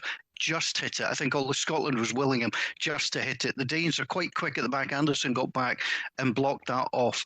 John McGinn plays with a smile all the way through. He was a little bit unlucky at times, could have given us a goal, but that's what I like about John McGinn. He looks like he's enjoying playing for Scotland, and that transfers through the team as well. He was a little bit unlucky with a couple of wee chances as well. Ryan Christie with a header. So, yeah, on another night, you could argue Scotland might have scraped a goal. I'm just delighted we came away with a point. Paul, that burst of pace, that's the, because John McGinn, I mean, I watched him for Villa this year, and he's not quite got going, but he's always been a great player for them, and a lot of interest in the summer.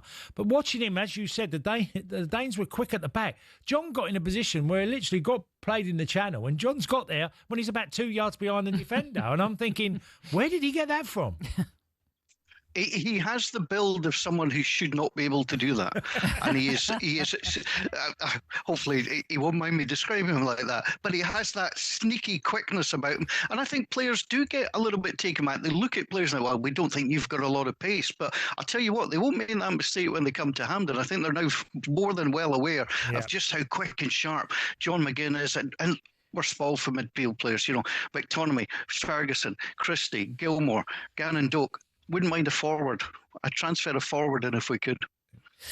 Just briefly then, it's Belarus next for Scotland, a game that we played in Hungary, as UEFA are insisting that Belarusian clubs and the national teams in action have to play their games at neutral venues and also behind closed doors with no fans. And this is all down to the Russian invasion of Ukraine and Belarus's support for Russia. So a blow in the sense that there'll be no Tartan army there, but they'll go into that game with a bit more confidence, won't they, after a big point in Denmark ultimately? It simply put, and I don't want to put pressure on the squad, it is a must-win game. Greece demolished Belarus last night by 5-1. This is a must-win game for Scotland. And you mentioned, Natalie, it's being played behind closed doors. It's being played in the middle of absolutely nowhere to ensure that the Tartan army won't travel. I think it's something like 163 miles away from Budapest. I think there's the closest airport is actually in Austria. It is in the middle of nowhere. And it's going to feel very, very strange. And Tony might know this. It's one thing play. You mentioned, Tony, earlier, playing an international match, you're playing against players who aren't as good as you. But all of a sudden, when it's got a training ground atmosphere, and that's what it will be, I think that's going to be Scotland's biggest difficulty, is getting over that. I think Steve Clarke will drill it into them. But playing in front of absolute silence in the middle of nowhere is not going to be easy. No, I think you've got enough characters within your squad, to be honest, Paul. I think they'll come through that. It'd be like COVID times, won't it, essentially? But they've got a lot of good pros.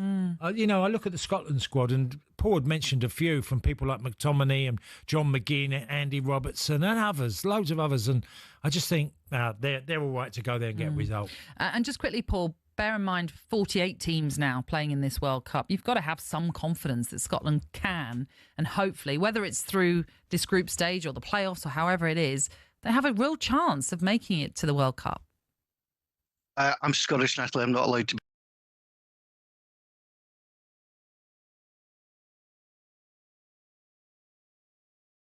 Two separate things. 40 is a nonsense. As a tournament, it's far too many. 32 is absolutely fine. But given the fact it's gone to 48, yes, desperate for Scotland to be there.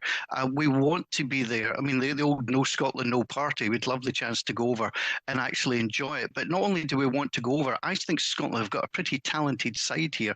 I'd like to see us actually do something, as in win a game, get out a group, because that's the next thing. Scotland have got a nice little nucleus of players. And the country, honestly, is so behind them to get there. It's been such a drought since France 98. We need to get there, and this is the ideal time. The group, we can get past Denmark at Hampden. I think they're nothing special. Greece will be the difficult one. I think Greece are a really good side, and we won against them in Greece and then got hammered 3-0 at Hampden, and we were lucky on that occasion to get nil. It was a horrible performance. So optimism, perhaps not, but a little bit of quiet confidence I'll give you. All right, we'll allow that then. Paul, thank you. Cheers, Paul. Thank you. Just to let you know, the former Burnley and Everton manager Sean Dyche is back on talkSPORT tomorrow for 3 hours. He'll be alongside his mate Johnny Owen. Tune in then for Sean's take on player power, Daniel Levy's shock exit from Spurs, and whether he's keen to get back in the dugout soon. Plus an exclusive chat with the only man to lead Wales to a World Cup since 1958, and now the head coach of the Liverpool under-21s. That's Rob Page. So that's the warm-up with Johnny Owen and Sean Dyche, Sunday midday here on talkSPORT. This, though, is the Weekend Sports Breakfast.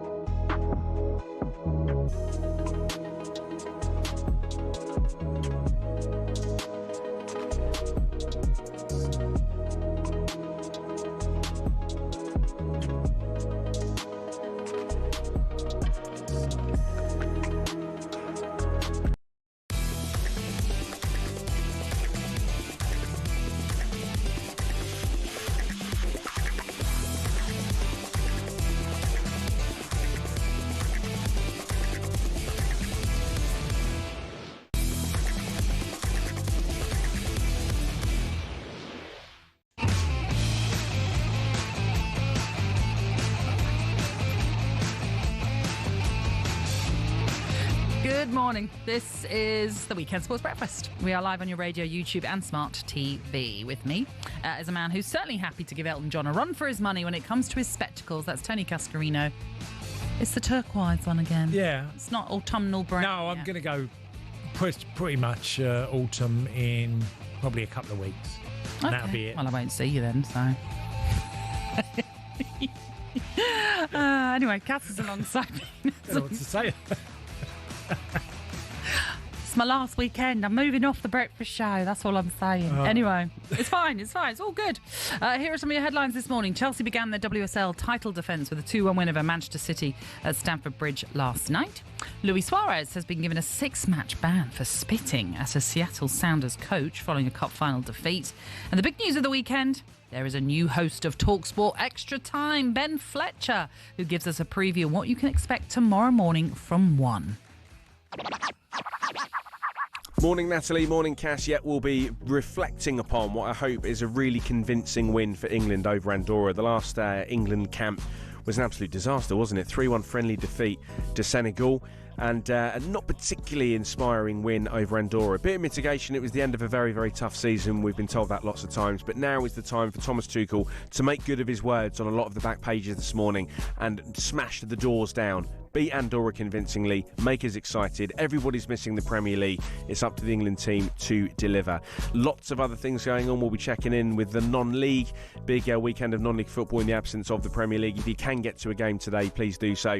TV talk. I'm looking forward to this, chatting to a TV expert about how the traditional channels are still keeping up and competing with the streaming giants like Netflix, Paramount Plus, Amazon Prime, you name it. It's not all about binge watching.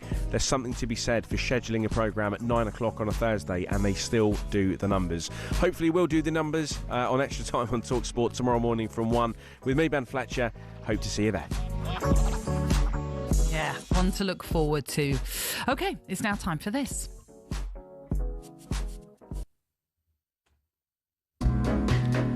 It's now or never. Come hold me tight. Yeah, we're going to discuss Mark Gahey's failed transfer to Liverpool and his professionalism during the whole process, especially when you consider what other players did to ensure that they got the moves that they wanted. So are we seeing perhaps a dangerous trend of player power creeping into football, or are clubs too quick to swing the axe for players when things don't work out? Is football now all about the immediacy or nothing? So, Cass, it's sort of been talked about already plenty, or the behaviours of certain players, as I say, over this window, and the fact that you look at Mark Gahey. He wanted to go to Liverpool. I think it was well known that he wanted to move to the champions, but unfortunately that one didn't work out due to the fact that Palace couldn't get a defender in to replace him on deadline day. But you sort of think if he'd kicked up a fuss earlier on and didn't do everything that he did, which was turn up, train, play, etc., maybe he would be a Liverpool player now. Yeah, I mean, I'm just delighted that a player honoured his contract, as in, you know, if Palace would have agreed and he'd got his move, he didn't rock any boats, you know. He done what he should have done. He made himself available, and he was captain at Villa Park, and he played his part in their 3-0 victory, also scoring a goal, and that's how he should be. That's being a professional. Now, if Palace had agreed and it could have got over the line, that transfer, because obviously they couldn't find a replacement to cover him, and the manager at Crystal Palace made it quite clear that he was not happy that Mark Gahey would leave because he would suffer from his team selection and maybe in results, and I respect that. Look, player power has got stronger. Obviously, if your contract's running down and you're down to 1 year, or you get to a position where your contract runs out, you have all the power nearly, because you can go, because Mark Gahey's easily signed for a club in January. Yeah. So it's only, 4 months away? 4 months away from January. So, you know, yes, players do have more power. But you also, I've heard managers speak about, well, they never had so much in years gone by. Well, that's true to a degree, but you can always, as a player, if the club want to sell you, you can say, I'm not going there. If you're under contract, you can say, no, I'm not going. I'm staying. You have that right. So players have a lot of power, way more than years gone by. Yeah. But they always had that years gone by. They didn't have to move. The difference was that years gone by, you probably were being ditched and being left out completely. Yeah. Where it still does happen, but not as much, not as severe, because obviously some of it was quite brutal. I knew a player at Millwall that was top goal scorer, Dean Neal, his name was, at Millwall. His contract, he had 1 year to go. Millwall wanted to sign him under George Graham on a new contract, and he refused to sign. He hardly played the next year. Complete discarded because he didn't sign a new contract. That happened years gone by, and that was unfair. That was going too far the other way. But, of course, players now can, they can do relatively as much as they like with their own contracts. I think you're right also on the player power part of things, as in it's always been there to a degree. Yeah. It's just, I think what we're seeing now is with the advent of social media that players have agendas now that they can put on social media. So we saw statements from Isak, we saw statements from Wissa, for example, all putting across their case as to why they're acting the way that they're acting, all down to gentlemen's agreements, etc., if you believe them to be the case. And that's perhaps where it's shifted slightly, in that they now have the power of social media. Social media and also influence of advisors and agents that obviously can promote their player. And deals now, look, there's deals that are going on. Mark Gay might have, I don't know, I'm only assuming because I know this has happened before, where his representative might be speaking to a club about next summer already. Yeah, of course. It's a year in front of that happening. But in other terms, he could talk to, Bayern Munich were interested. He could sign for Bayern Munich in January. So, all these things, pre-contracts. So, yes, players do have a lot of power. I just think it's what the industry is. And there's not a lot you can do. And some clubs can be brutal how they want players out. They're quite happy. And fans are very happy. We're all guilty of this. That if a player's not playing well and he's a squad player and he's not, get rid of him. There was but that's part of the game. There's going to be players like Núñez at Liverpool. Now, he was loved at Liverpool, but Liverpool fans eventually got to realise that he isn't the answer to being successful, because if you look at his games played and goals, he just didn't make the numbers of what they paid for him. So he's left the club, and now they're happy they're getting Isak. Yeah. So, that's unfortunately what football is. It can be harsh at times. All right, coming up next, we'll look ahead to the opening weekend of the WSL after the champions Chelsea started their campaign with a win over Manchester City last night. This is the Weekend Sports Breakfast.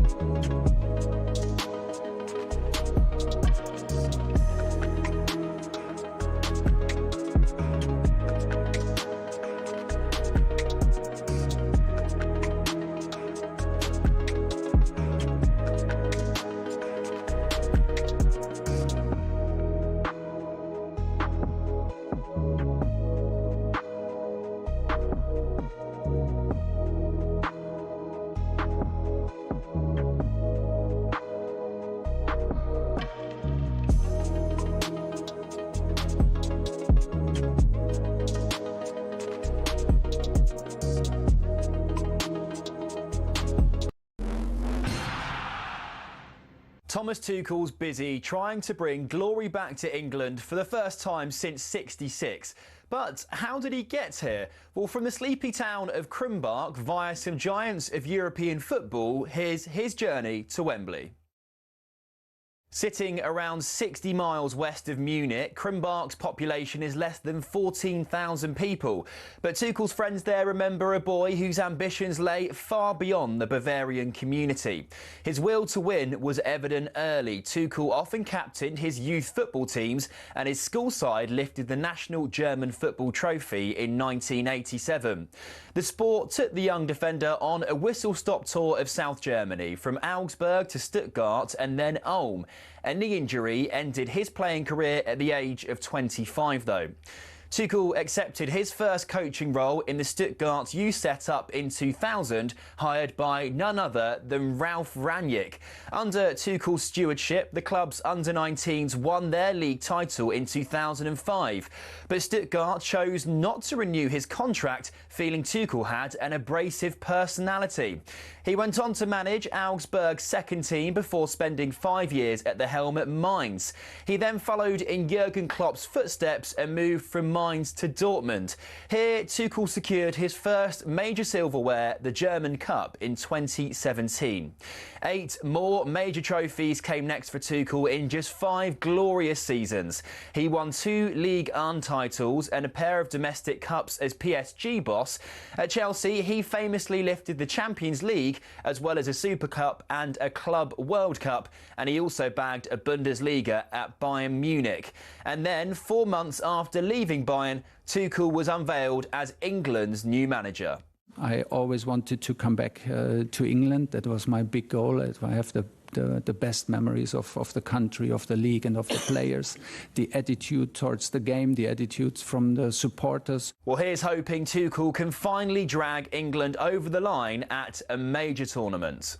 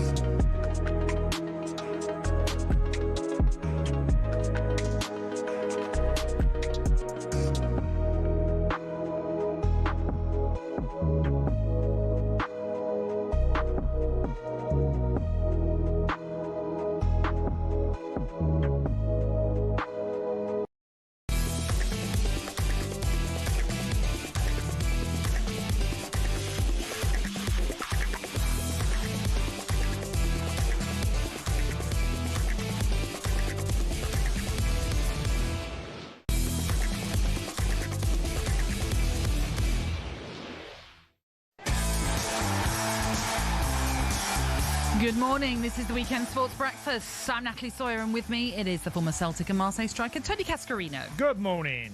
Oh, there's lots on the way. In the next 2 hours of the show, we're discussing all the big issues of the day. For example, England take on Andorra in World Cup qualifying, live on talkSPORT from 5. Can Thomas Tuchel find a clear identity for his side in these upcoming games? This is the target and the goal for the next 3 camps, to clarify our identity, to clarify things in the different areas of the game. You'll be chatting to Stuart Pearce, England legend, later on to see what he expects from the Three Lions this evening. Daniel Levy has left Spurs, so what does that mean for the future of the club? The problem with Daniel Levy is he's done a great job. You can't get away from the fact in terms of commercially, business, whatever, like he's done a great job. But we don't support a business, do we? You don't support a business club. No, we don't. No. You support a football club. And we'll discuss Cass's Republic of Ireland, who take on Hungary today in their first World Cup qualifier. I think we have a strong team. We're all in sync. We've always been tactically improving every camp, in my opinion. They're getting stronger by every game we play or every camp we meet. It's funny, isn't it? Some countries have played 3 or 4 games already, yet some not even off the mark yet. One of those, as I say, the Republic of Ireland. And then head coach Heimir Hallgrímsson is expecting big things from his team, and we'll get Cass's thoughts later on. But right now, we're going to start the hour by talking about the WSL, which got off to a cracking start last night as Chelsea started the defence of their title by beating one of their main rivals, Manchester City 2-1, live on talkSPORT 2. They work it down the right-hand side. Carpenter again on the charge. She's been excellent so far. Great ball in, and there is the opening goal. Aggie Beaver-Jones with the first goal of the WSL season. Captain now, right edge of the penalty area. Back towards Macario. She misses it, but Micah Hamano doesn't. Sweeps it home at the far post, and Chelsea have double their advantage. Left footed towards the edge of the 6-yard box, and a free header, and they are back in the game, Manchester City. It's Chelsea 2, Manchester City 1. Yeah, so a winning start then for the WSL champions. Joining us to talk about that and to look ahead to the season in general, it's talkSPORT's women's football reporter Charlotte Richardson. Morning, Charlotte. How are you? Charlotte. Good morning. Good morning. I'm very well. How are you both? Yeah, very good. Very good. Thank you. It was interesting building up to the opener yesterday. Sonia Bonpastor, the Chelsea women's coach, was sort of saying, you know, obviously they were so brilliant last season in the way that they won the WSL as an invincible side the first time that has happened in a 22-game competition in the women's game. But she said she wanted more from her side in terms of the performance. Now, last night, perhaps wasn't the best performance, but they still did what they always do, and that was get a win. Oh no. Charlotte, we've lost Charlotte. That's disappointing. Hopefully we'll get her back. But yeah, ultimately, look, a win is a win, and that's all that matters at the end of the day. And especially in your first game, you're still sort of trying things out because they have brought in a number of new faces into the team as they look to try and win a quadruple this season as opposed to the domestic treble that they won last season. But Manchester City, with a new manager in charge as well, they'll be hoping to make huge improvements from what was a really disappointing campaign for them last year, where they finished 4th and out of the Champions League places. But it was funny enough, I spoke to the Tottenham head coach, women's head coach Martin Ho, on Thursday before the show kickoff that I did on Thursday night with Courtney Sweetman-Kirk, and I asked him about what's important. Is it important to get off to a good start in terms of showing everybody how you play, etc., or is it more about it's a marathon and not a sprint? Where would you stand on that, do you think? Well, it's lovely if you have a good start. Well, I know. But you know, ultimately, you're looking at the long term and just thinking... But what I mean about a good start, consistency... I'm talking about a one-off game. Is it important to show everyone... We talked about identity earlier on. This is how we're going to play, or...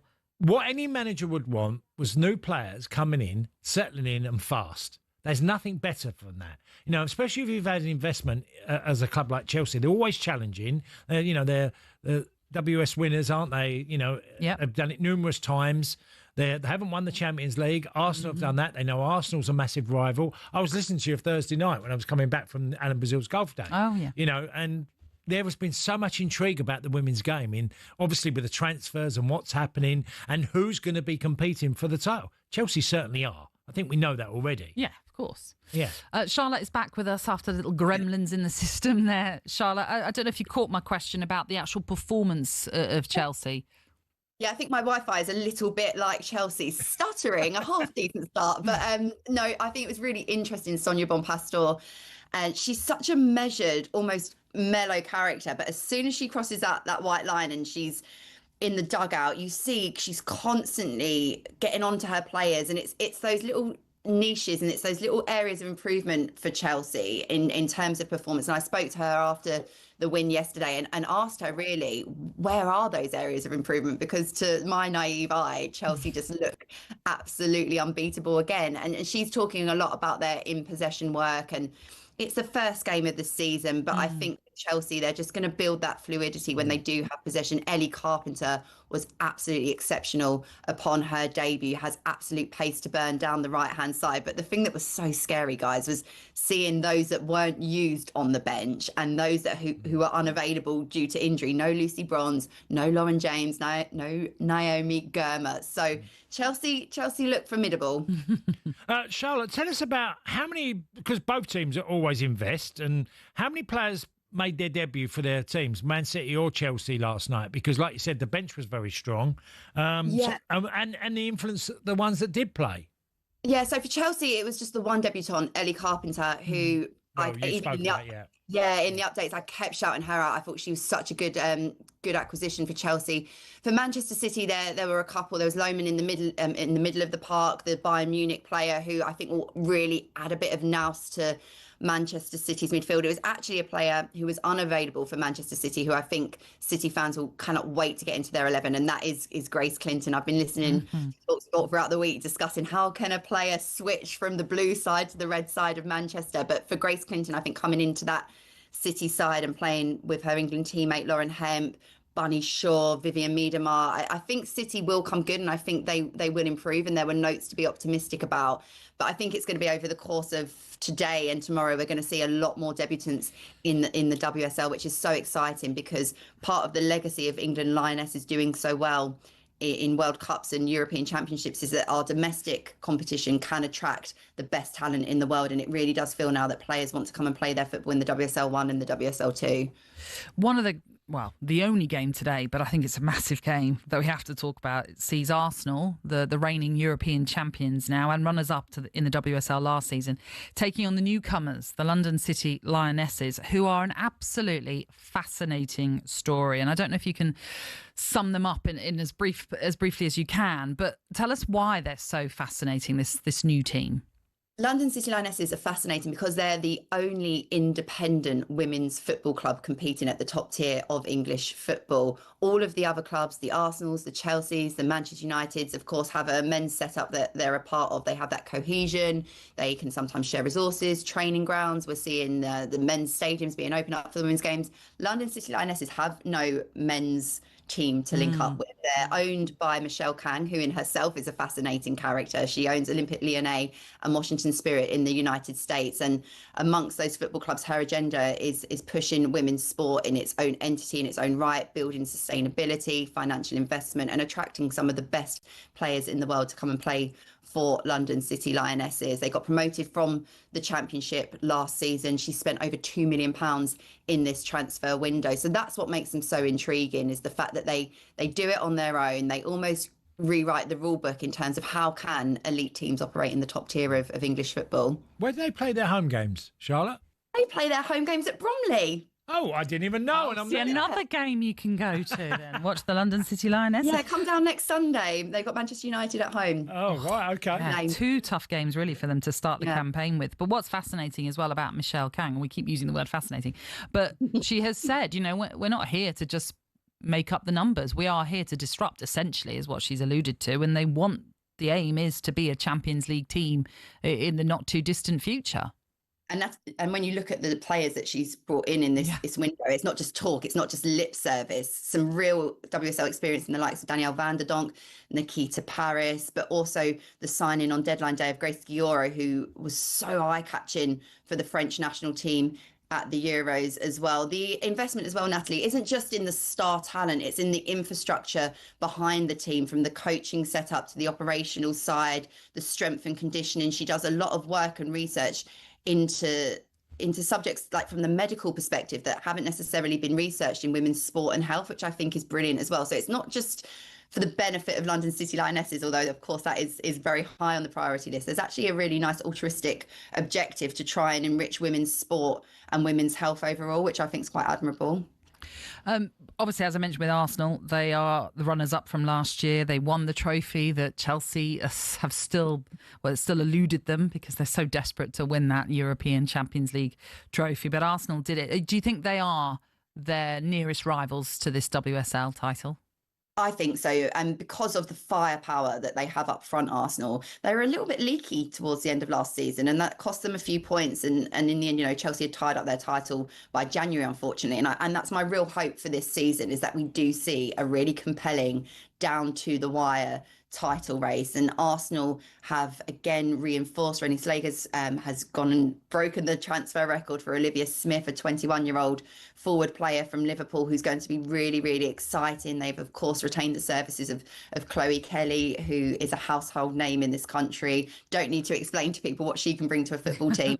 But I think Arsenal will look to, with the confidence that comes from being Champions League winners as well, really look to impose themselves and imprint a proper campaign this season in the WSL. But it's a tricky one. London City Lionesses at home at the Emirates, a slight unknown entity. They'll really want to get off to a strong winning start.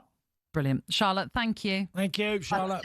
Thank you very much. And by the way, the London City Lionesses CEO, Martin Semmens, joined the mid-morning show on talkSPORT yesterday. It was a really in-depth interview, and you can find that one on the talkSPORT app or on our YouTube channel as well. And we mentioned the world record.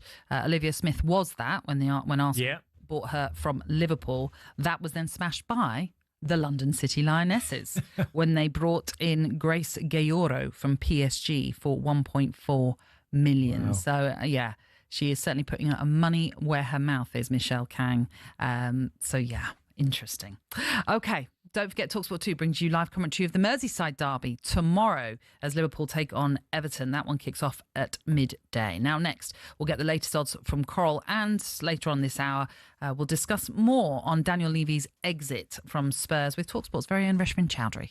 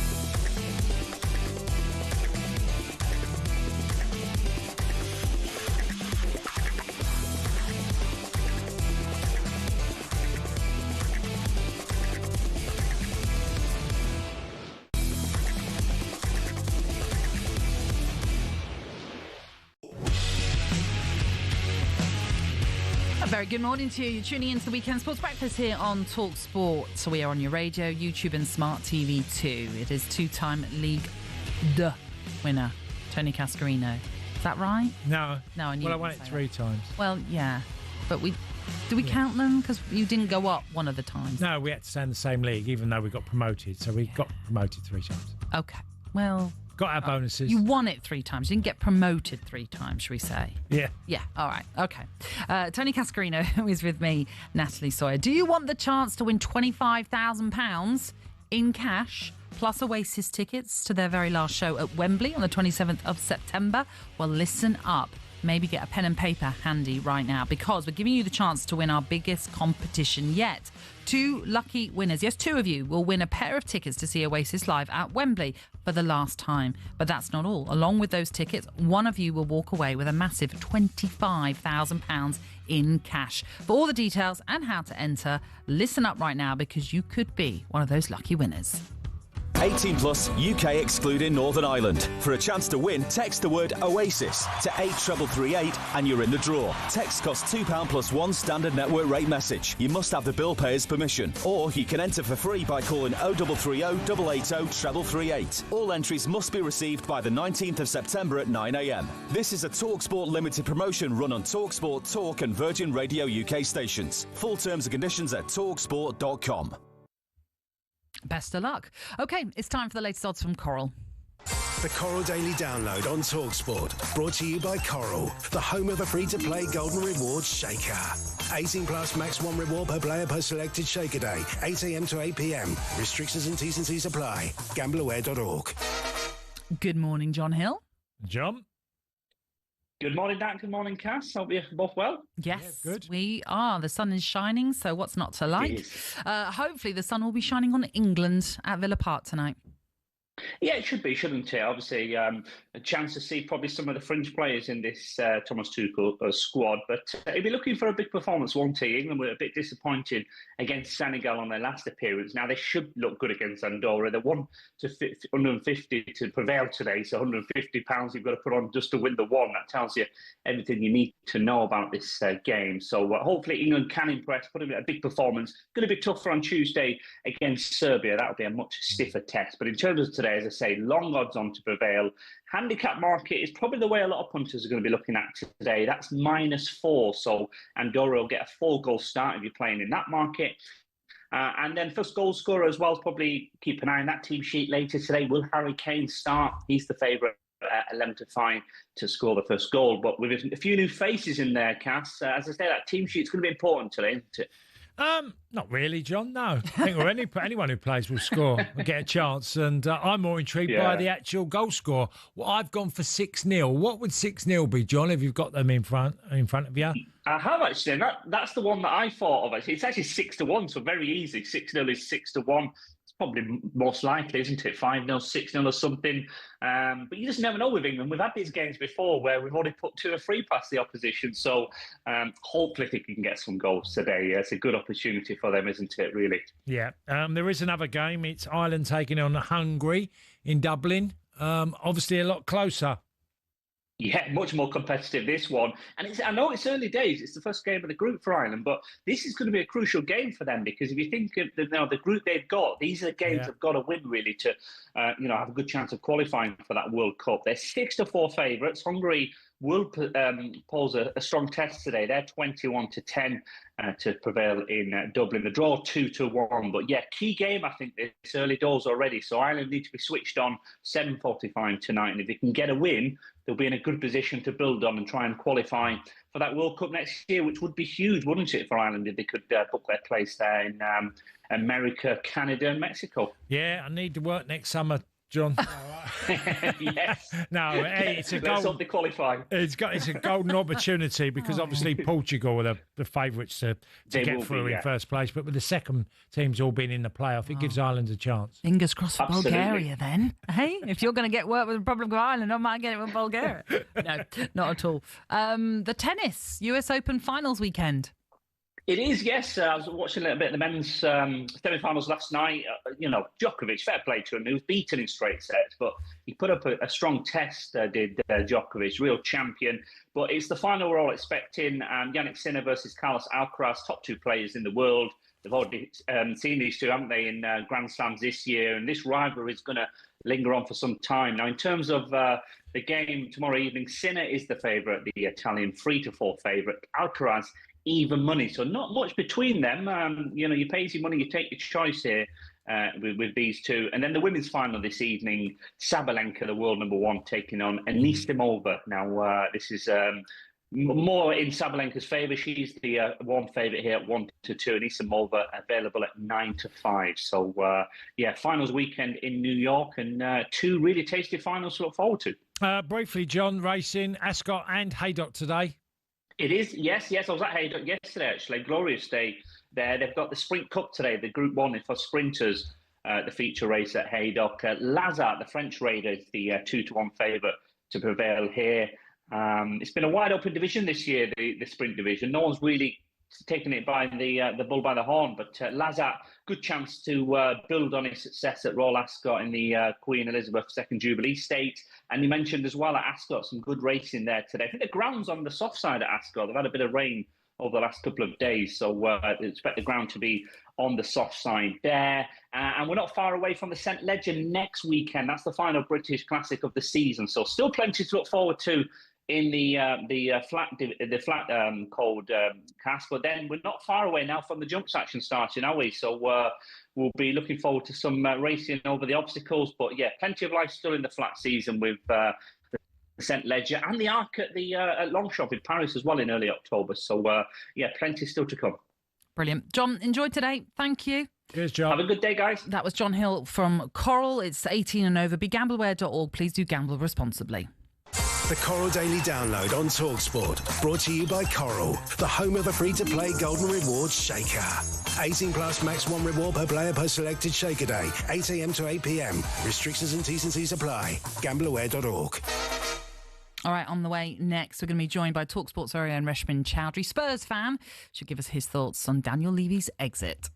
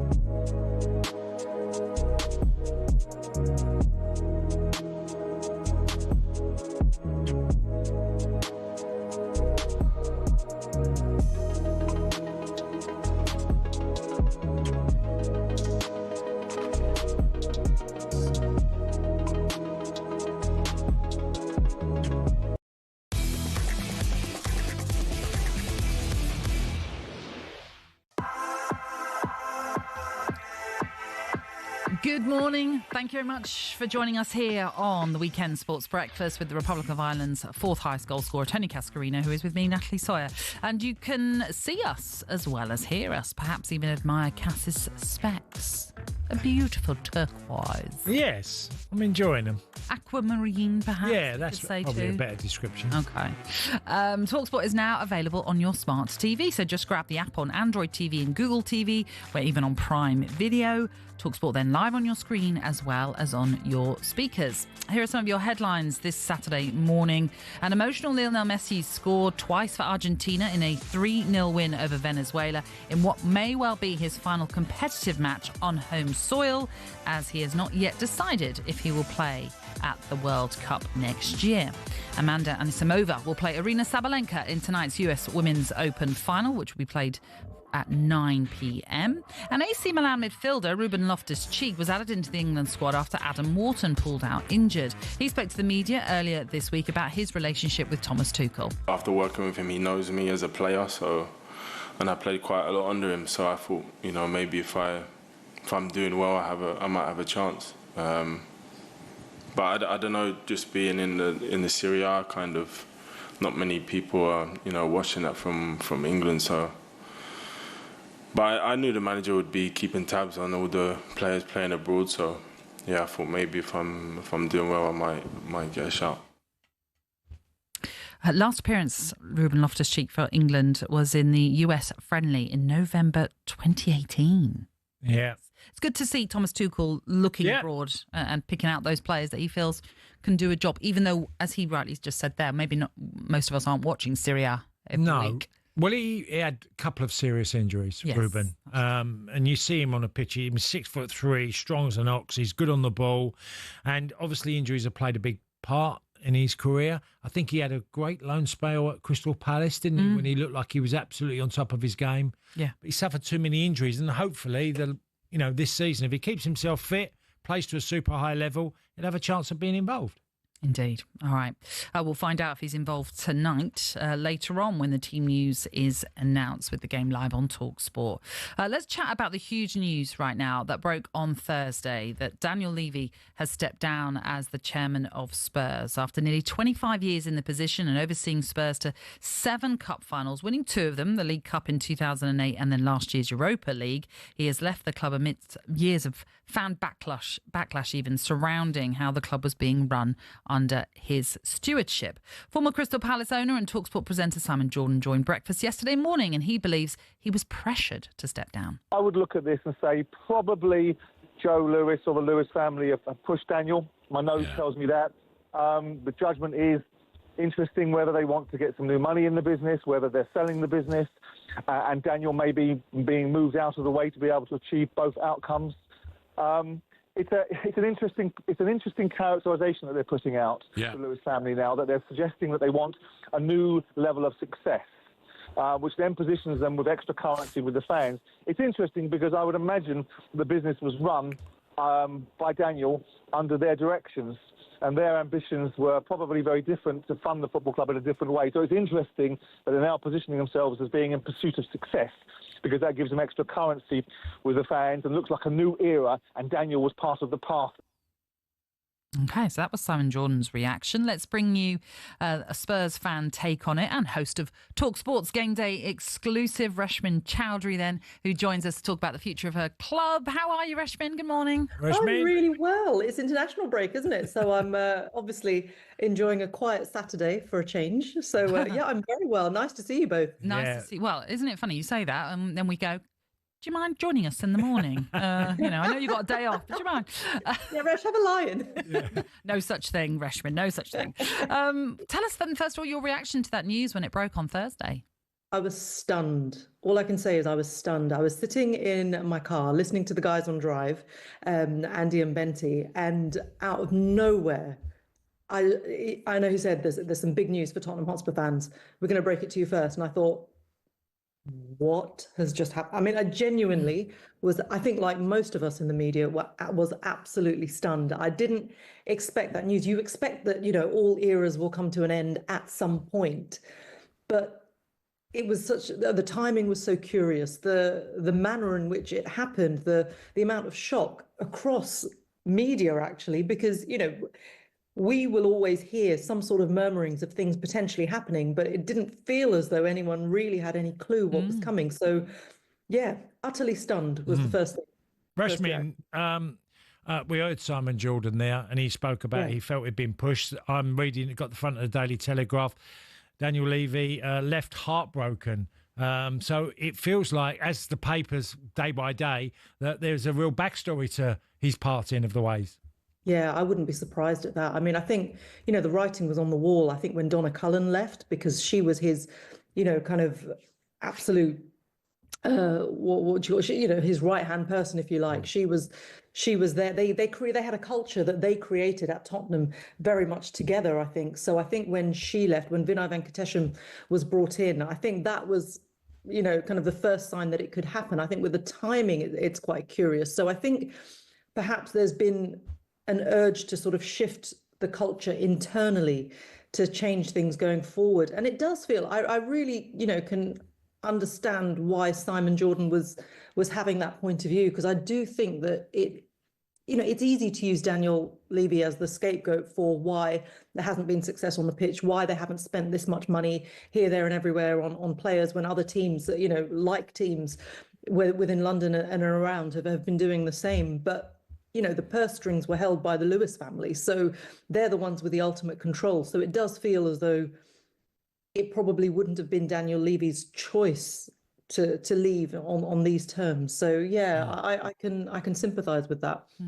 It's interesting that you talk about the shock, and it did reverberate everywhere. I mean, I was working that evening, and it's all we talked about for the first hour or so, because it was just so monumental, really. And it's funny to say that about just a chairman, because any other chairman that leaves, you wouldn't really batter an eyelid. But he's been there so long, and there has been for a number of years protests from some sections of the fans too. But talking about that shock, talkSPORT, we understand here that some of the staff, even, and those not closely connected, of course, with Daniel Levy, were also taken aback by this announcement. So clearly hadn't necessarily been put out there within Tottenham until it all came out, really. But what do you think now the future is for Spurs going forward? Because it does seem that ENIC, Joe Lewis, the Lewis family, they're still very much involved. And equally, Daniel Levy still has a share in the club. Yeah, it's an interesting one. I think the reputation of the club has been tarnished for a long, long time because of, you know, in a good way and a bad. I mean, the reputation has been formed by Daniel Levy being so astute as a businessman. You know, look at the legacy that he's left us, and I think it's really unfair when you don't acknowledge all the good that he has done for the club. It's all under his stewardship. When you look at the stadium that we have, you look at the training facilities, you look at, you know, how we've been put on the map as a venue, as a club, as a, you know, money-making machine. And I think that is a fantastic legacy that Daniel Levy has left. But you cannot get away from the fact that, you know, driving a hard bargain in the transfer market, and when that doesn't translate to success on the pitch, that has really harmed Tottenham's reputation in terms of, and we saw it this summer, didn't we, with the players that we didn't sign. That became the headline rather than some of the players that we did sign. And I feel that that has been the story every single transfer market. So as a Tottenham fan, you hope that that is something that could be a bit of a shift, that now that, you know, with the platform of the Europa League and winning that, which was still, you know, one of my best days as a Tottenham fan, you know, you want to be able to build on that platform now, because we have everything. It's almost, you know, there's always this feeling that we're just okay with being middle of the road. We're okay with sort of trying to get the top four, but it's not a priority. Whereas I think now it's a big culture shift that needs to come in, not just within the club, but actually the image that people have of the club from the outside. And I think that's probably where the Lewis family are going. And I think Simon was really right in that, you know, they're kind of using that to gain currency. The Lewis family might be using that, the departure of Levy, to gain currency with the fans, to say, look, we are trying to do something different now, even though they will have been very much involved in terms of, you know, the money that's been spent on the club up until now. But it is, from the outside, I think it's an exciting time. I think, well, okay, I'm going to say, you know, caveat that with better the devil you know than the devil you don't. You know, there's also a lot that we don't know about that might happen in the future, and that's, you know, that remains to be seen. But I think a shift in culture is a good thing sometimes. I think it happens to all of us. If you're somewhere for a long time, you get kind of used to a certain way of working, a certain way of being, and that becomes your modus operandi, and you think that this is how everything is done. And actually, you need a fresh injection of energy in any walk of life. You need something new to come in, some, you know, kind of new ways of thinking to just energize your club and take yourself and everything you do to a new level. And I think that's something that could be on the horizon for Tottenham. I think we should be excited as Spurs fans as to what the future might hold. I mean, just look what, you know, good investment, if that's an opportunity, because it does feel as though there's something brewing there as well in terms of, you know, new investment for the club. Although the club has stated that that's not going to happen, I do feel it's sooner rather than later that there could be a change in ownership. But why not be excited? I think changes can be a bad thing, but it can also be a really good thing. And I think with the platform that we have, with the manager that we have now, and I think, you know, if we can establish now a winning mentality amongst the players, I hope that can, you know, kind of continue, and we can do that over the next few seasons, rather than be a team that's won 2 trophies in 24 years, which is just not good enough at all. Thank you, Rashmin, for being with us, and, you know, on your day off as such. It's really appreciated. Right, you're lucky I like you guys. It's all right. Ah, thanks. Well, you'll be back next weekend, won't you, for Game Day exclusive? Yeah, I will be. Brilliant. Take care. We look forward to that. Thank you, Rashmin. Yeah, Arsenal-Nottingham Forest is our game next Saturday. Coverage will begin with Rashmin from 11, kick-off, of course, at 12:30. This is the Weekend Sports Breakfast here on talkSPORT. Up next, we have tracked down a Truro fan in Carlisle. We're going to be speaking to them next.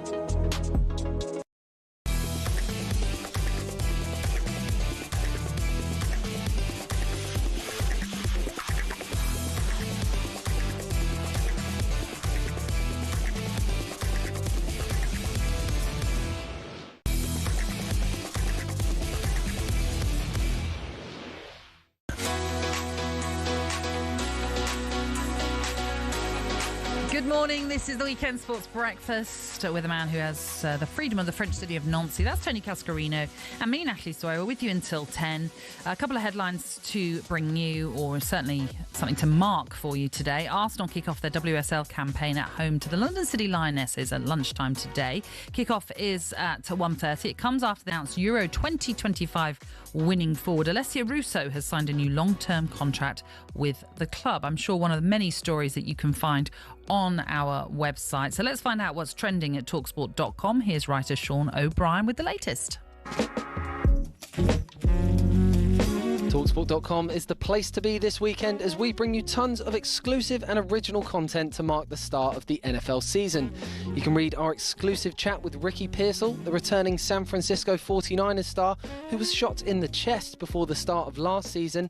Get all the fallout to the first big controversy of the new campaign as Jalen Carter was ejected for spitting at Dak Prescott. You can watch new footage of the incident and find out what potential punishments could be looming.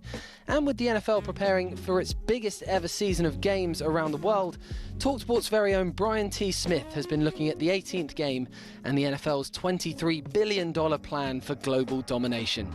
You can read all that and more over on talksport.com.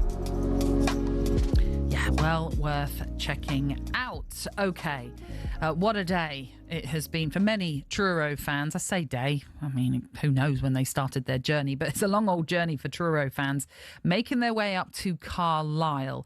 Delighted to say we've got a fan joining us this morning who very sensibly decided to go up last night rather than make the early start to their journey. But it's certainly, over 800 miles, a round trip from Truro up to Carlisle. So let's say a very good morning to John Nobles, who joins us. John, good morning. How are you doing? All right, John. Good morning. I'm fine. So tell us then, we said you're very sensible. You went up last night. How long did that journey take, John? It took longer than expected because we flew from Newquay to Manchester and the plane was an hour late. Oh, no. So we missed our train connection to Carlisle. But we eventually got here about 10:30 last night. Right. And John, I mean, obviously if you take a car, it's probably 8 hours to get, to Carlisle? Yes, definitely. We got quite a few fans have come up and bought their own cars. I think there'll be about 50 or 60 of us up here today. Well, wow. I mean, that's incredible, really, considering the distance that you're all having to travel. And I mean, I was just kind of briefly looking through a lot of the fixtures that you've got, and there's other trips that you're going to have to make to Gateshead, to Hartlepool. My crikey, you're racking up the mileage. Yes. Well, the way we look at it, we're living the dream. Yeah. All right.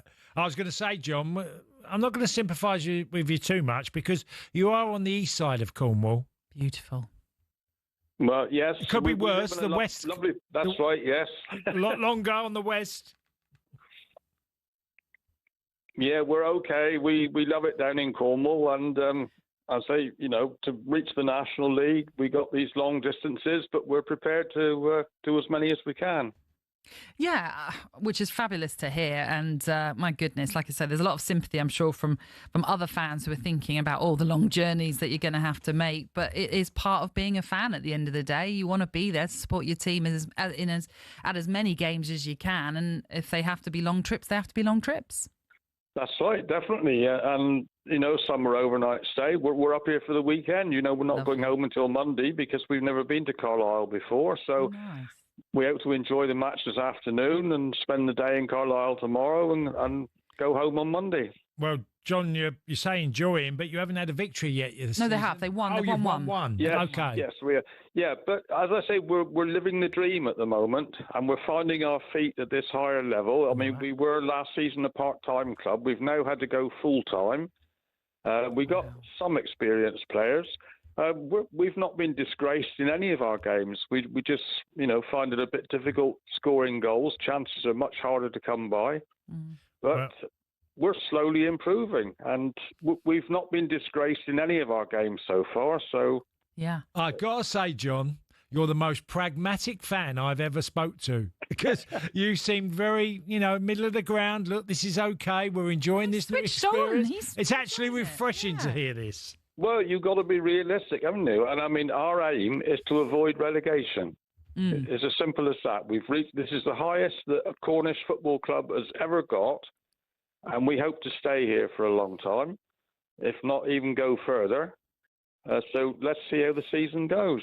And if we can avoid relegation, that will be good for us and good for Cornish football. Indeed. Yeah, as Cass was saying, you didn't start the season well, 5 straight losses, unbeaten though in your last 2. Well, I've got to ask you, John, you sound very, very sprightly. So how long have you been supporting Truro for? About 75 years. I was about 5 years old, I think, when I first went up to our old ground. And oh, my goodness. Well, you do not sound like you're a man of, the later years, shall we say, John? Well, yes, I've just reached 80, actually, in congratulations. February. Amazing. Wow. You've been an absolute loyal supporter, and you've not expressed any anger all them years. You've never been tempted by another club, John? No, never. I mean, we do. I mean, if I support a Premier League club, it's Arsenal for my sins. And I've been to Wembley a few times to see England play. But no, I mean, local football is the thing for us. And, non-league football is a great friendly place to be. Yeah, indeed. Well, listen, John, we do so appreciate you joining us. It's absolutely amazing. And what a trip you've made. Enjoy your weekend up there. Yes, we certainly will. Win or lose, we're here to enjoy ourselves. Fabulous. Good. Great. Thank you, John.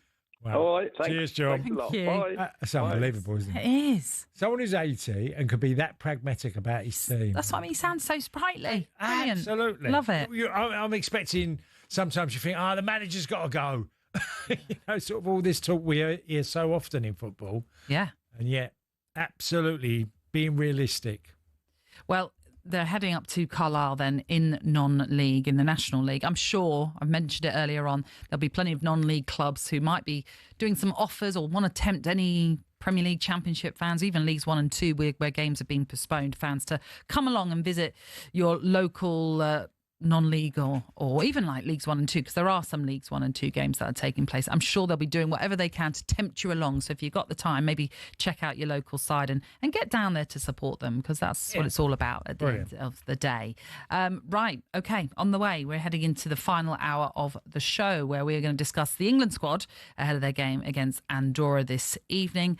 Also, we're going to be joined by football's newest movie star, Cass, someone you know very well.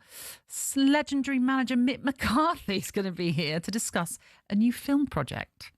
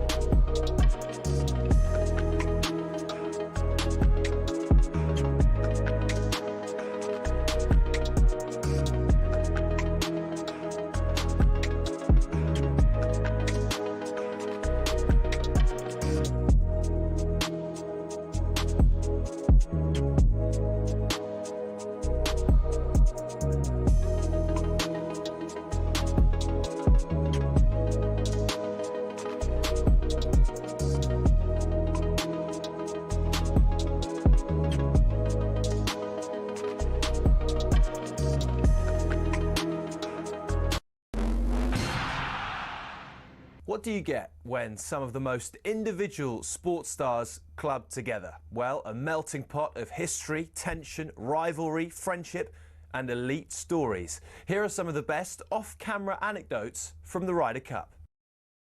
Number 1, Tigers loo roll. The protagonist, Lee Westwood's former caddy, Billy Foster, set in a toilet cubicle at the Belfry. As he went to relieve his first morning nerves, Foster noticed only one of the 2 cubicles had loo roll, and while he was seated, in came a tiger into the empty cubicle, and he realised his mistake all too late. So Foster took some paper, reached under the cubicle with a rescue offering, and as Tiger went to take it, Foster uttered the words, "Europe, 1-up." As it happened, Europe did go on to win.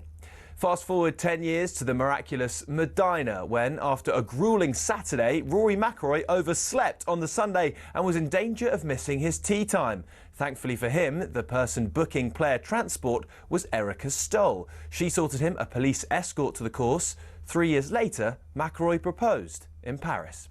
The next story is told by Scottish legend Sam Torrance about the great Seve, who apparently despised the Americans mainly because of a diminutive US reporter who kept calling him Steve. Hey, my name is Severiano or Seve. There's no Steve, there's no Steve. Next day, Steve. Torrance also tells of how Seve regularly gave coaching clinics to his European teammates, but a week later at the Italian Open, when the same players asked for advice, Seve would tell them to and see you next year. Having started with a Billy Foster story, let's finish with one from the 12th tee at Oakland Hills in 2004. It was Jimenez and Garcia against Westwood and Clark in a practice round, and as they finished, Foster decided to jump in the buggy and speed away with all their clubs, only to lose control entirely and tumble onto the course and see it careering towards the spectators. Thankfully, the Red Sea parted and the buggy smashed into a tree, with viewers and clubs still intact.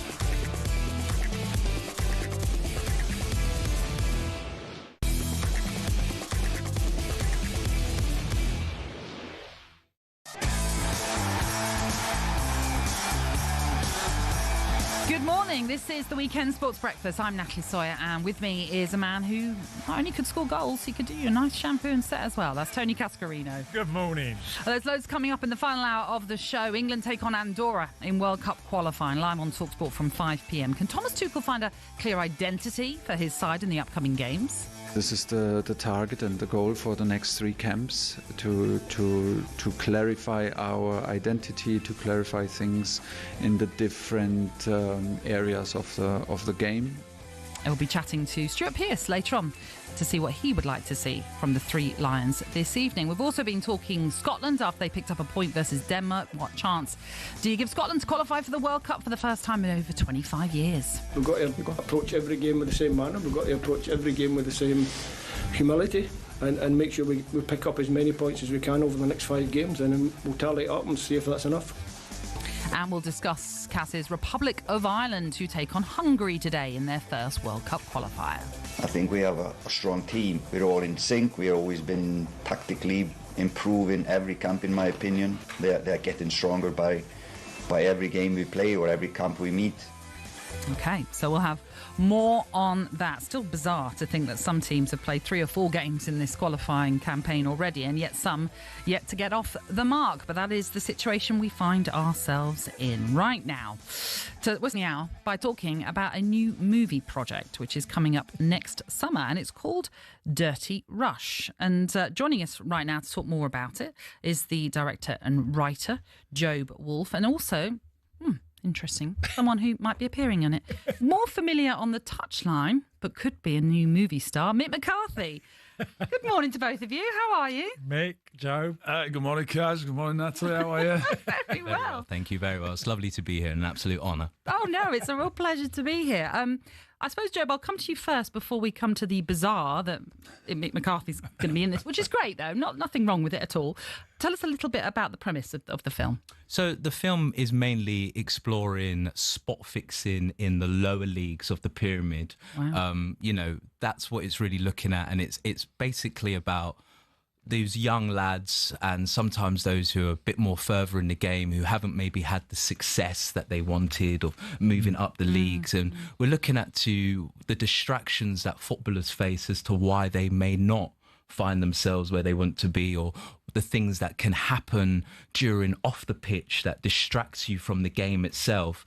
And when you're looking at football, we all focus so much on the pitch, but the real games are won off the pitch. It's about how the players feel, how the manager manage, how the coaches come together, how everything behind the scenes comes together to support those players to play really well. And we're kind of looking, really the premise of the film is, well, what happens when those things don't go right? Or what happens when a player ignores their manager's advice and goes down a different path?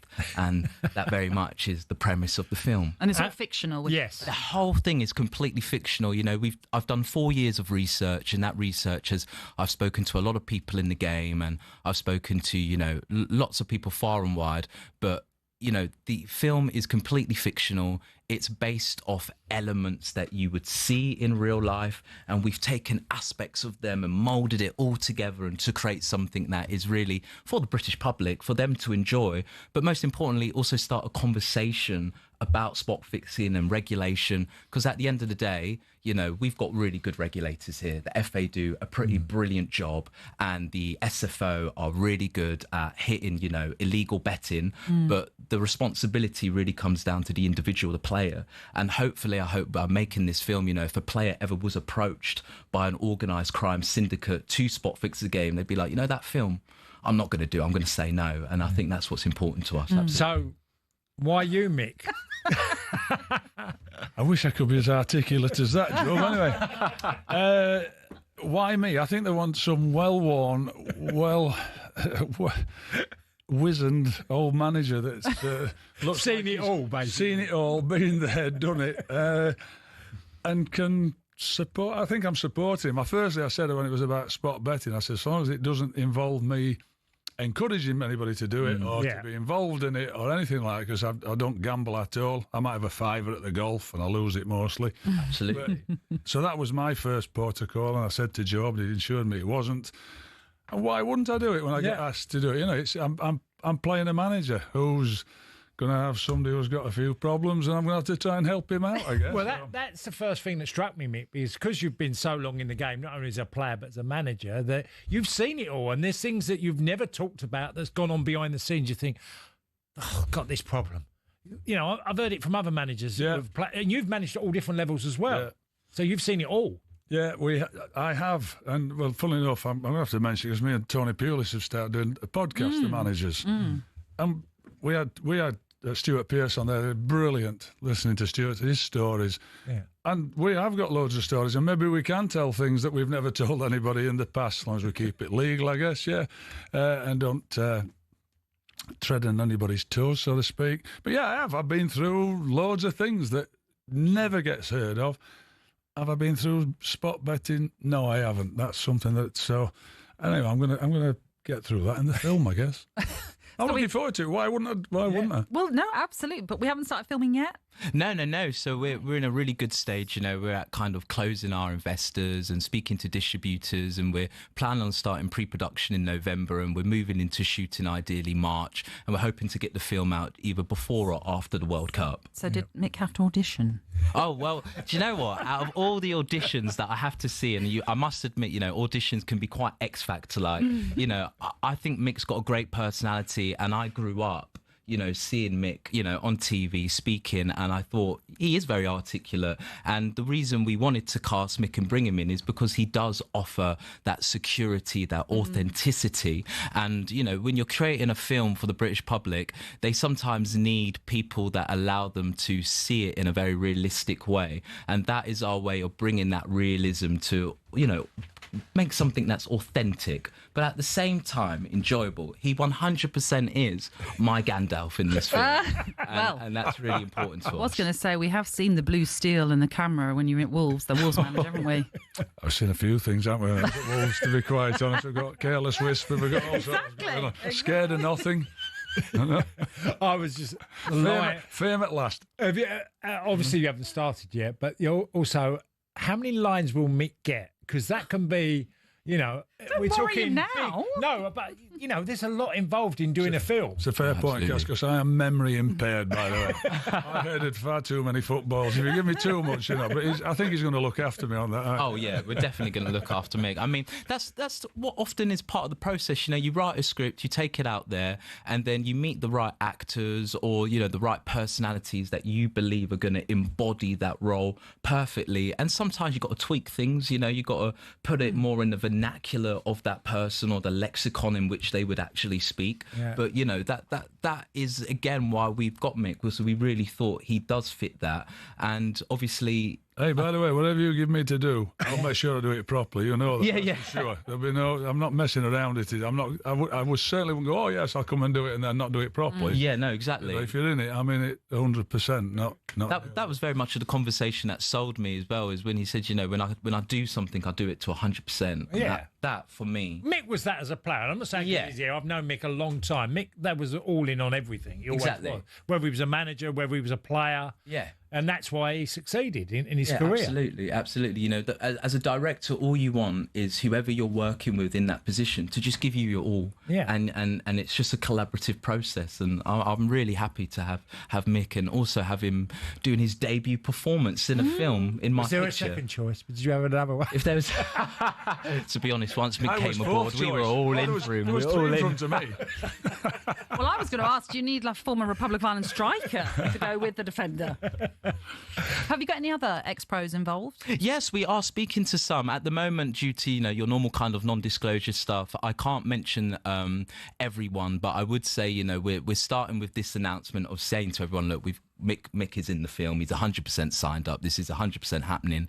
In terms of other professionals, we're hoping to have a lot more cameos in to get everyone excited, as well as other actors that people are more than aware of. But we're also trying to build something as well that's around some new faces and to create a few more kind of placements behind the film. I think how films are created is just as important as who's in on it. So we're trying to do a lot in front of the camera, and we're also trying to do a lot behind the camera. Did you have to learn a lot about gambling?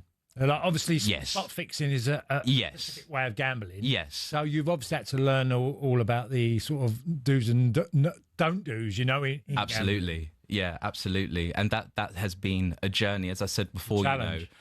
Yeah, you're constantly educating yourself, and you're trying to learn the space. And the only way I could do that was just going to meet players, and mainly meeting players in non-league, in those lower leagues, because the truth is, this stuff doesn't really happen in the Premier League. They get paid good money, good wages. There's no reason for them to do it.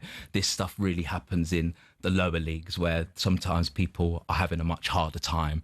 They're fighting for that success. It's no different to seeing an actor and, being a waiter and wanting to be a Hollywood star. We forget the Premier League is such a handful group of people that have worked really hard to get there. They've worked really hard to get there. And that's what this film explores, is what are the mistakes you can make that stops you from getting there. I suppose it's that mentality, isn't it, for non-league players, and I'm just assuming this in the sense that you're not earning the big bucks, like you're alluding to there, but you want to live the life like that, and do. yet you can be susceptible to the temptation. Exactly. In all of this. Exactly. And so players, what I found is those who fall into it mainly just don't have the support network, and it usually starts with family.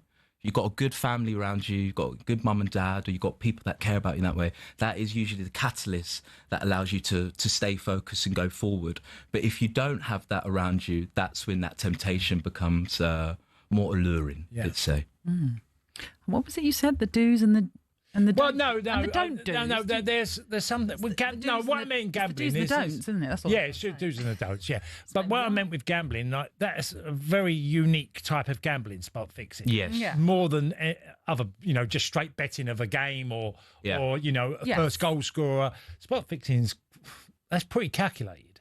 Yeah. If you get caught in that trap, that can be a life ban. Yeah. For players. Yeah. Well, it has. People have been accused of it, haven't they? Yeah. That's for sure. Like a free kick in the 57th minute, or the ball kicked out from a goal absolutely. The ball will go out after 3 seconds or something from a kick-off.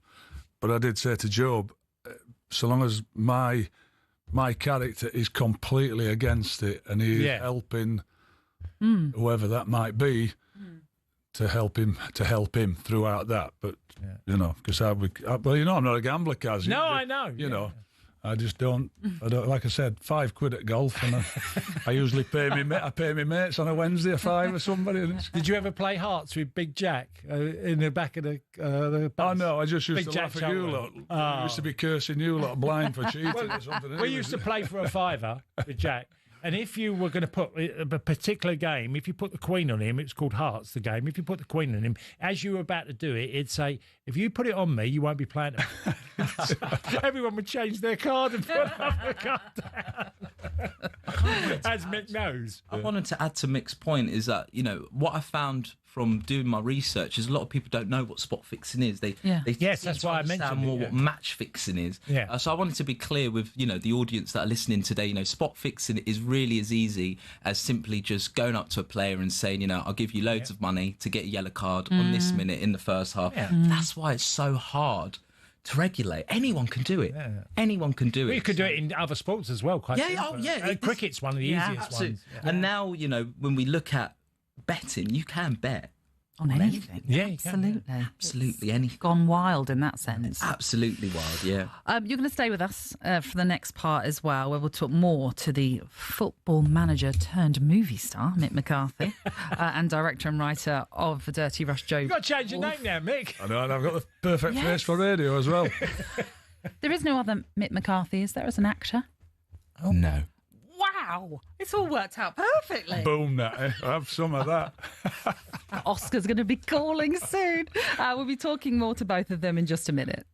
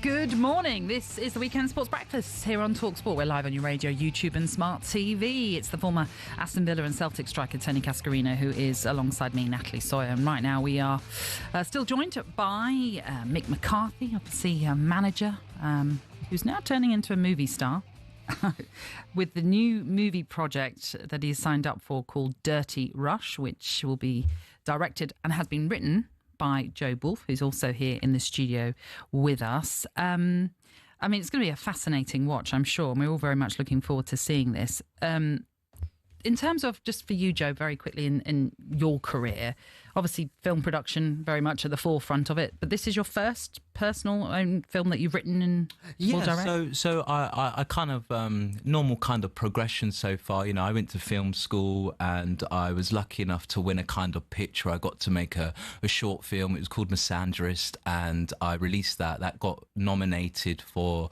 literally got to make a couple of more short films, you know, through my company and for other people's.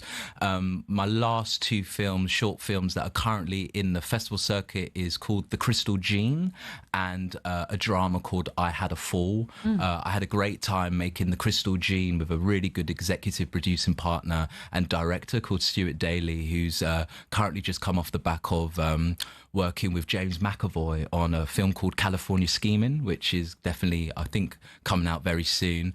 And yeah, it just kind of developed from there. So, you know, this is my first feature film and it's taken a lot to get here, but I'm very excited, you know, and it's just, it's so good to have Mick involved, honestly. It's my first as well, Joe. Let me just tell you as well.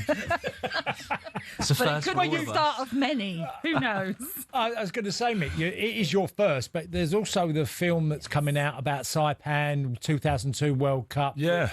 So who's playing you? Is it Steve Coogan? Steve Coogan. I did speak to him last year when I was in Portugal and complained it wasn't Brad Pitt, but anyway, I think he saw the funny side of that. Anyway, I had a good chat to him. Actually, he wanted to play me as what happened, and not. So he's got a script, but he wanted to speak to me, and so we'll see how. I'm going to see it in a couple of weeks. Yeah.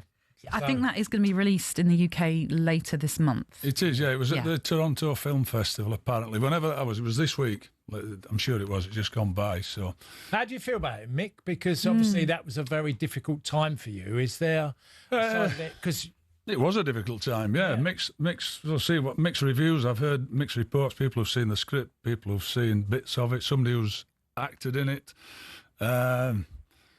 Let's see what. I mean, there's a billion words being written about it, Kaz. I said that to him, but and so much been said about it. And I said that to the producer when he first rang me. And he said to me, Mick, you know, in this industry, they say you can tell the same story every 10 years to a different audience. So I said, well, fair dues, you know. Anyway, fame at last. You know. But is there a part of you that, when you first heard the idea of this being made into a film, that you're thinking, really? This? Yes, there was a big part of me. I thought, no, we don't need that dredging up again, do we? I mean, wherever it goes, it gets mentioned. But, I mean, look, it's part of my history. We had a great World Cup, and do you know what's really sad about it? I was going to say that. That was the sad side. We're really sad about it. We got through to the last 16. We lost to Spain on penalties. You know, and the lads were great, and I think the lads who played in it, some of them don't even get recognised for it. You know, there's all this other stuff that went on. And you know, I'd do it all again. Yeah. Would you? Absolutely, I would. Yeah. And I wouldn't change. Yeah. No. You know, if circumstances happen, it all kept happening. I'd do all the same again. So I've got no regrets about it at all. No. So becoming a movie star, you haven't turned your back on football and management. No, Just to not at clarify. all. No, I think it seems to have turned its back on me. I don't know. Oh, no. It hasn't. No, look, I've had my shift. I've done 1,040 odd games or something. Not that I wouldn't do it again, because I would. But it has changed as well. It's changed dramatically, how it's played, how it's viewed, how it's spoken about. Yeah.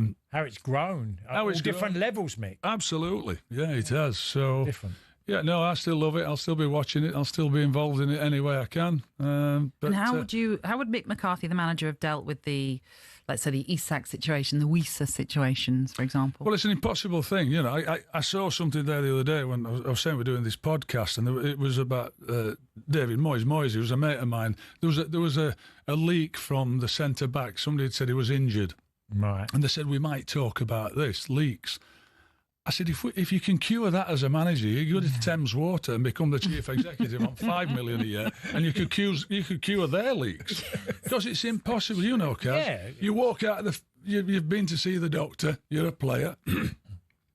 Your mate says, "Excuse me, how are you, Kaz?" Don't tell anybody, but I've done my cruise ship. I'm going to be out for 9 months. That's just gone straight away. You don't tell anybody. But the bloke you've just told 10 people in a minute. Tell people in a minute. You know, by the way, Kaz can't play on Saturday. He's done his knee, all that. How do you manage him?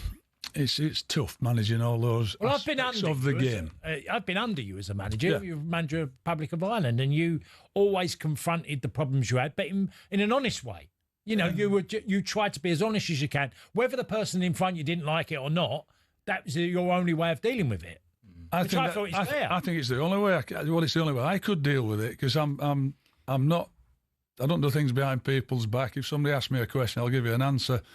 And if I'm dealing with a player, I'm going to have to tell him what I think. If I'm leaving him out, I'm leaving him out. If I'm telling him something else, because he'll find out anyway. And I've had players in the past who said to me, "I tell you what, and you dropped me, I'd scored 5 goals or something in 10 games, and I was playing well." And I said, "Yeah, but what about the other guy who's behind you? Oh, I need him. When you're injured or you can't play, I need him to play. So I can't just keep playing you. I'm going to have to rotate at some stage." And then afterwards, you know, I said, "Yeah, I didn't like it, Gaffer, but at least you told me." Yeah. You know, and I was brutally honest with him. So. Job, I think you can get some more film ideas from Nick. Yeah. Oh, I enjoyed every minute of it, Kaz, as well, by the way. You know, all the good, the bad and the ugly. It was brilliant. And it's part of me, it's part of my career. It's what's made me what I am, so no regrets.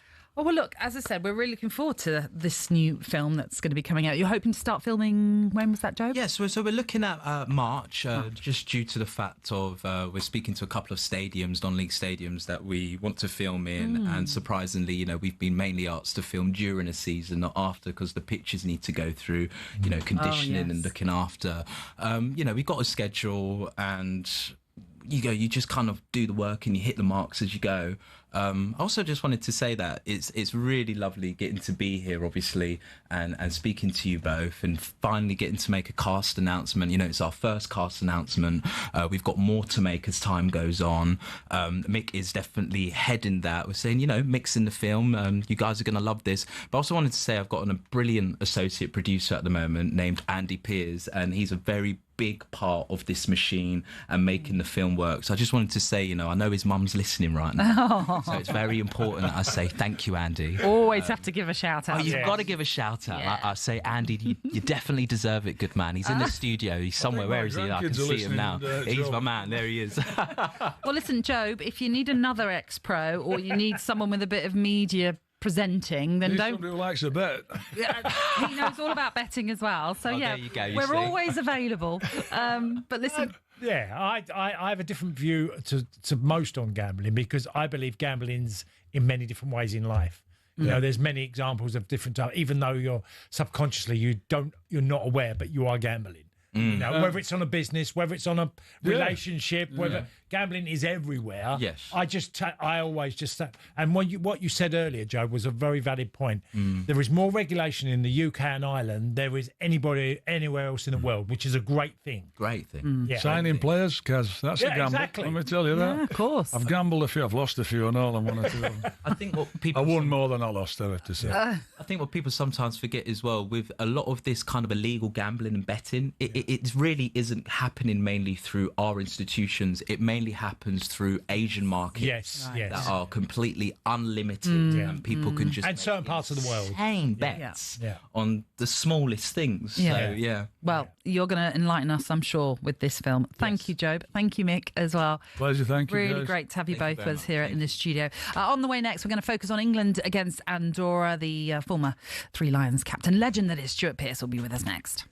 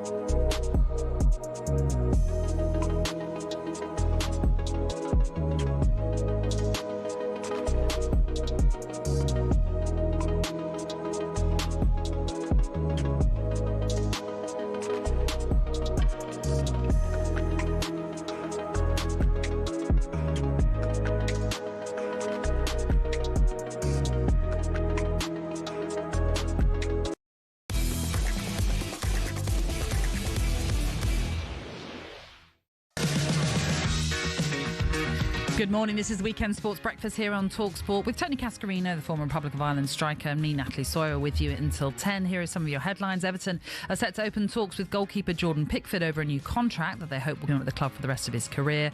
John Stones has withdrawn from the England squad for the next two World Cup qualifiers because of a recurring injury. And Raheem Sterling faces a season in exile at Chelsea after Blues failed to agree terms with another club for the winger. On Breakfast this week, Jeff Stelling said it's a sad situation for all involved.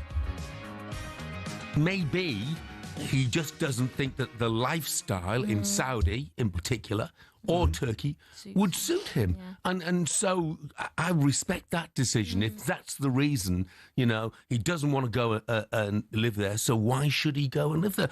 The sad part for me, Coisty, is this is Raheem Sterling. I mean, one of the brightest talents of English football for many a year. Yep. Yeah, sad to see what's happening with Sterling, really. Yeah.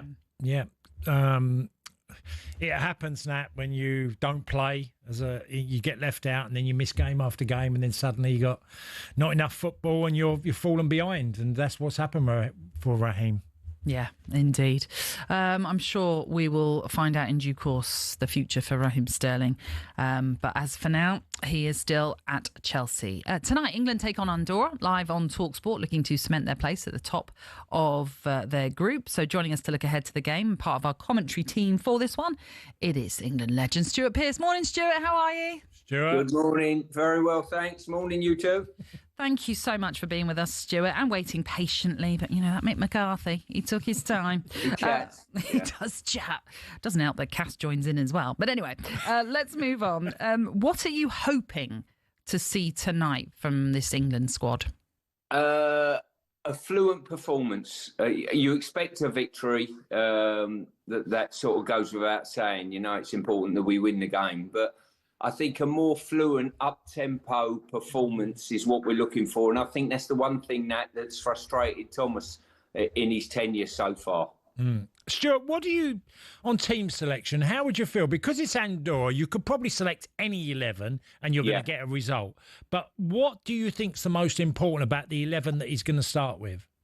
Well, for me, probably, this is how I used to do it as an international manager. You look at the two games. Often if you have a lesser game, and I don't want to be disrespectful with that statement, you look and say, right, I might need to put my stronger side out in Serbia next week. So I need to make a couple of changes and make sure you get enough players, you get to see enough players. I think he's in the process at the moment, Cass, of trying to get round and have a look at all the players, what they're like within the squad situation, get to know the ones he doesn't know.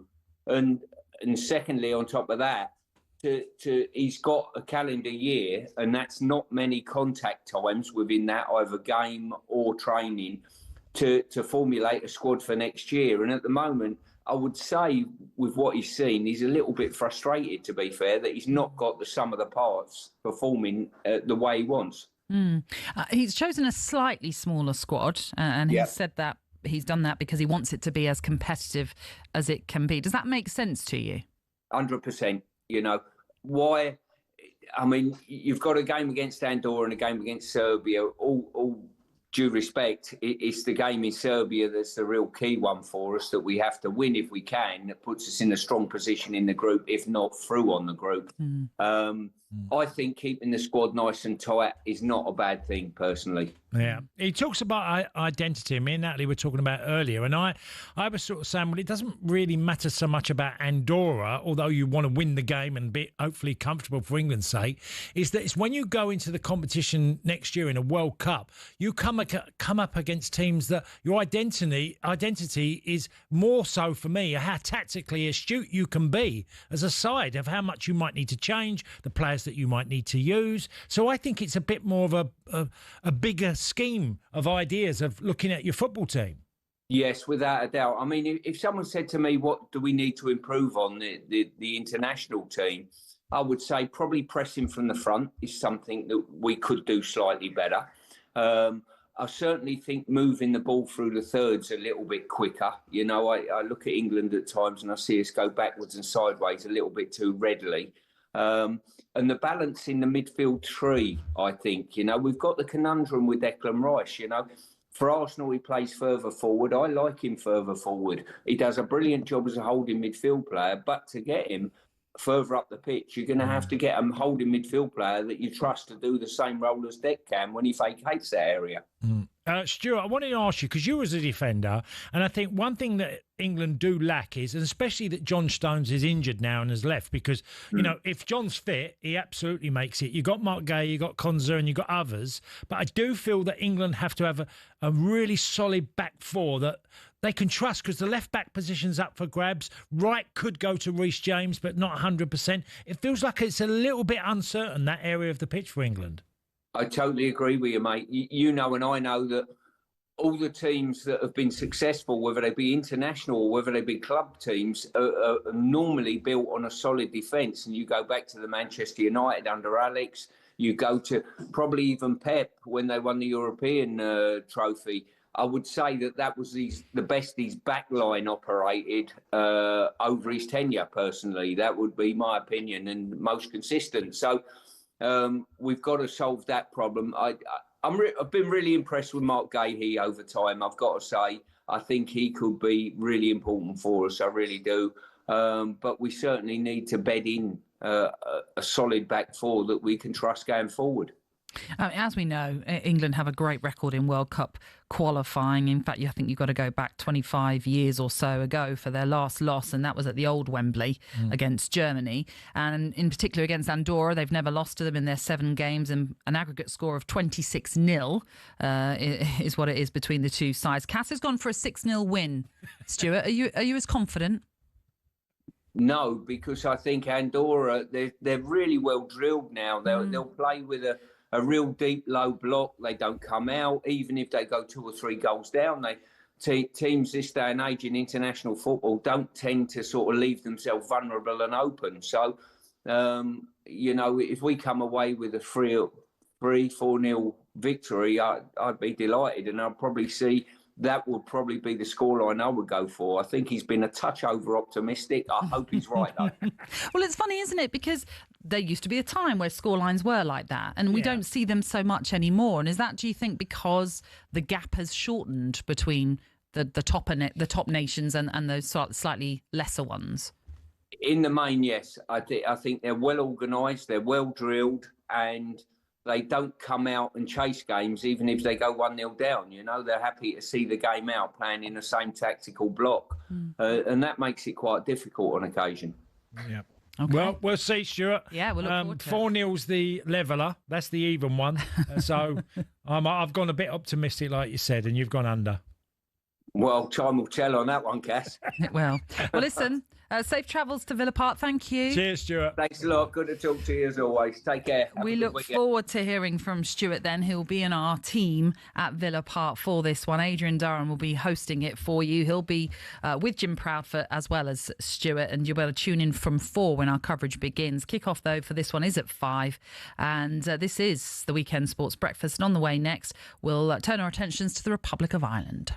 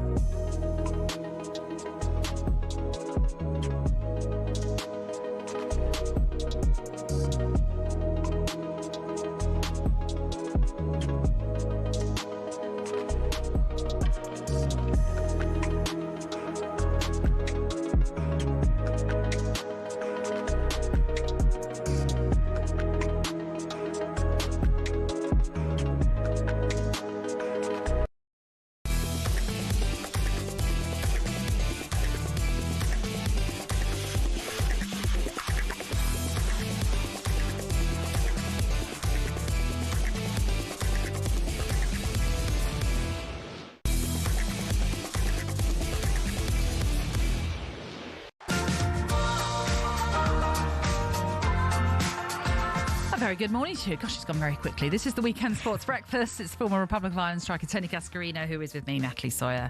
And however you watch your telly, you can now watch talkSPORT too. From Samsung and LG TVs to Fire TV, Chromecast and Apple TV. talkSPORT live on your screen, wherever, as well as on your speakers. Defender John Stones, some headlines for you, has withdrawn from the England squad for the next 2 World Cup qualifiers because of an injury. Thomas Tuchel says he does not want to take any further risks with the 31-year-old who arrived to the squad with a muscular issue. Paris Saint-Germain head coach Luis Enrique will have surgery after suffering a fractured collarbone in a cycling accident on Friday. And Scotland kicked off their World Cup qualifying campaign with a goalless draw out in Denmark last night. The Scotland manager Steve Clarke afterwards praised his team's disciplined performance. Listen, if you don't concede goals, you don't lose games. That's always been a good starting point for any coach.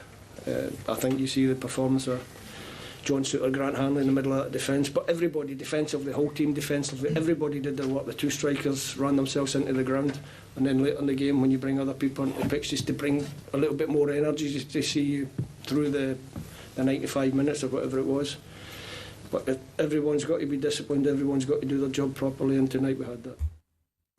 That was Steve Clarke then reflecting on a good point for Scotland last night as they kicked off their World Cup qualifying campaign, which is exactly what Republic of Ireland are doing tonight when they take on Hungary at the Aviva Stadium. Their manager, Jaime Hallgrimsson, says this campaign will be a sprint, not a marathon. Oh, that's what I said earlier. Just 6 group games packed into 70 days. That means getting off to a fast start is crucial, but it's not a sprint. Oh, it's a sprint, not a marathon. What am I saying? Anyway, everyone expects Portugal to top the group. So second place and a playoff spot could come down to Ireland or Hungary, who sit slightly higher in the FIFA rankings. A win certainly will put them in a good starting position. So here is the Republic of Ireland head coach explaining what his and his coach's job will be to prepare his players for their upcoming qualifier.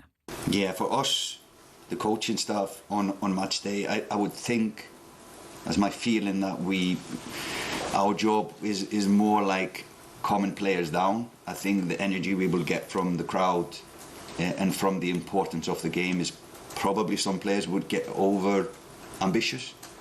So it's probably our job to calm down and make them think about the tactical things and being focused rather than, again, kind of being over ambitious and opening spaces or whatever that means. In over ambitious, getting a yellow card, unnecessary yellow card, whatever. So probably on match day that would be more our job to kind of calm things down, because I know there will be a huge energy coming from a full stadium Saturday night. Yeah, he's banking on that home crowd, certainly. What have you made of his short tenure? He's only, 10 games into his management spell there, but what have you made of him so far? Well, there's been an improvement, that's for sure. And there's a lot more optimism around the Irish team. And the group of Armenia, Portugal and Hungary gives Ireland a chance. Portugal, obviously, look the favourites to win it. Yeah. Might be a battle between us and Hungary for that second spot. But there's been an improvement. The draw against Senegal, which England lost in the summer, a 1-1 draw, was a decent result. Drew with Luxembourg away 0-0. Ireland's problems are goals. Getting enough goals. We just haven't got... If you look at the top goal scorers now who are playing, you would go Robbie Brady's on 8 goals now, okay, which is not high. He's not available. Troy Parrott, not available. He's on 4 goals. And then you look at Ferguson, Smodics, Adamida, to get goals. Yeah. And Ferguson has come back in the fold again of the conversation, Evan Ferguson, because he's gone to Roma.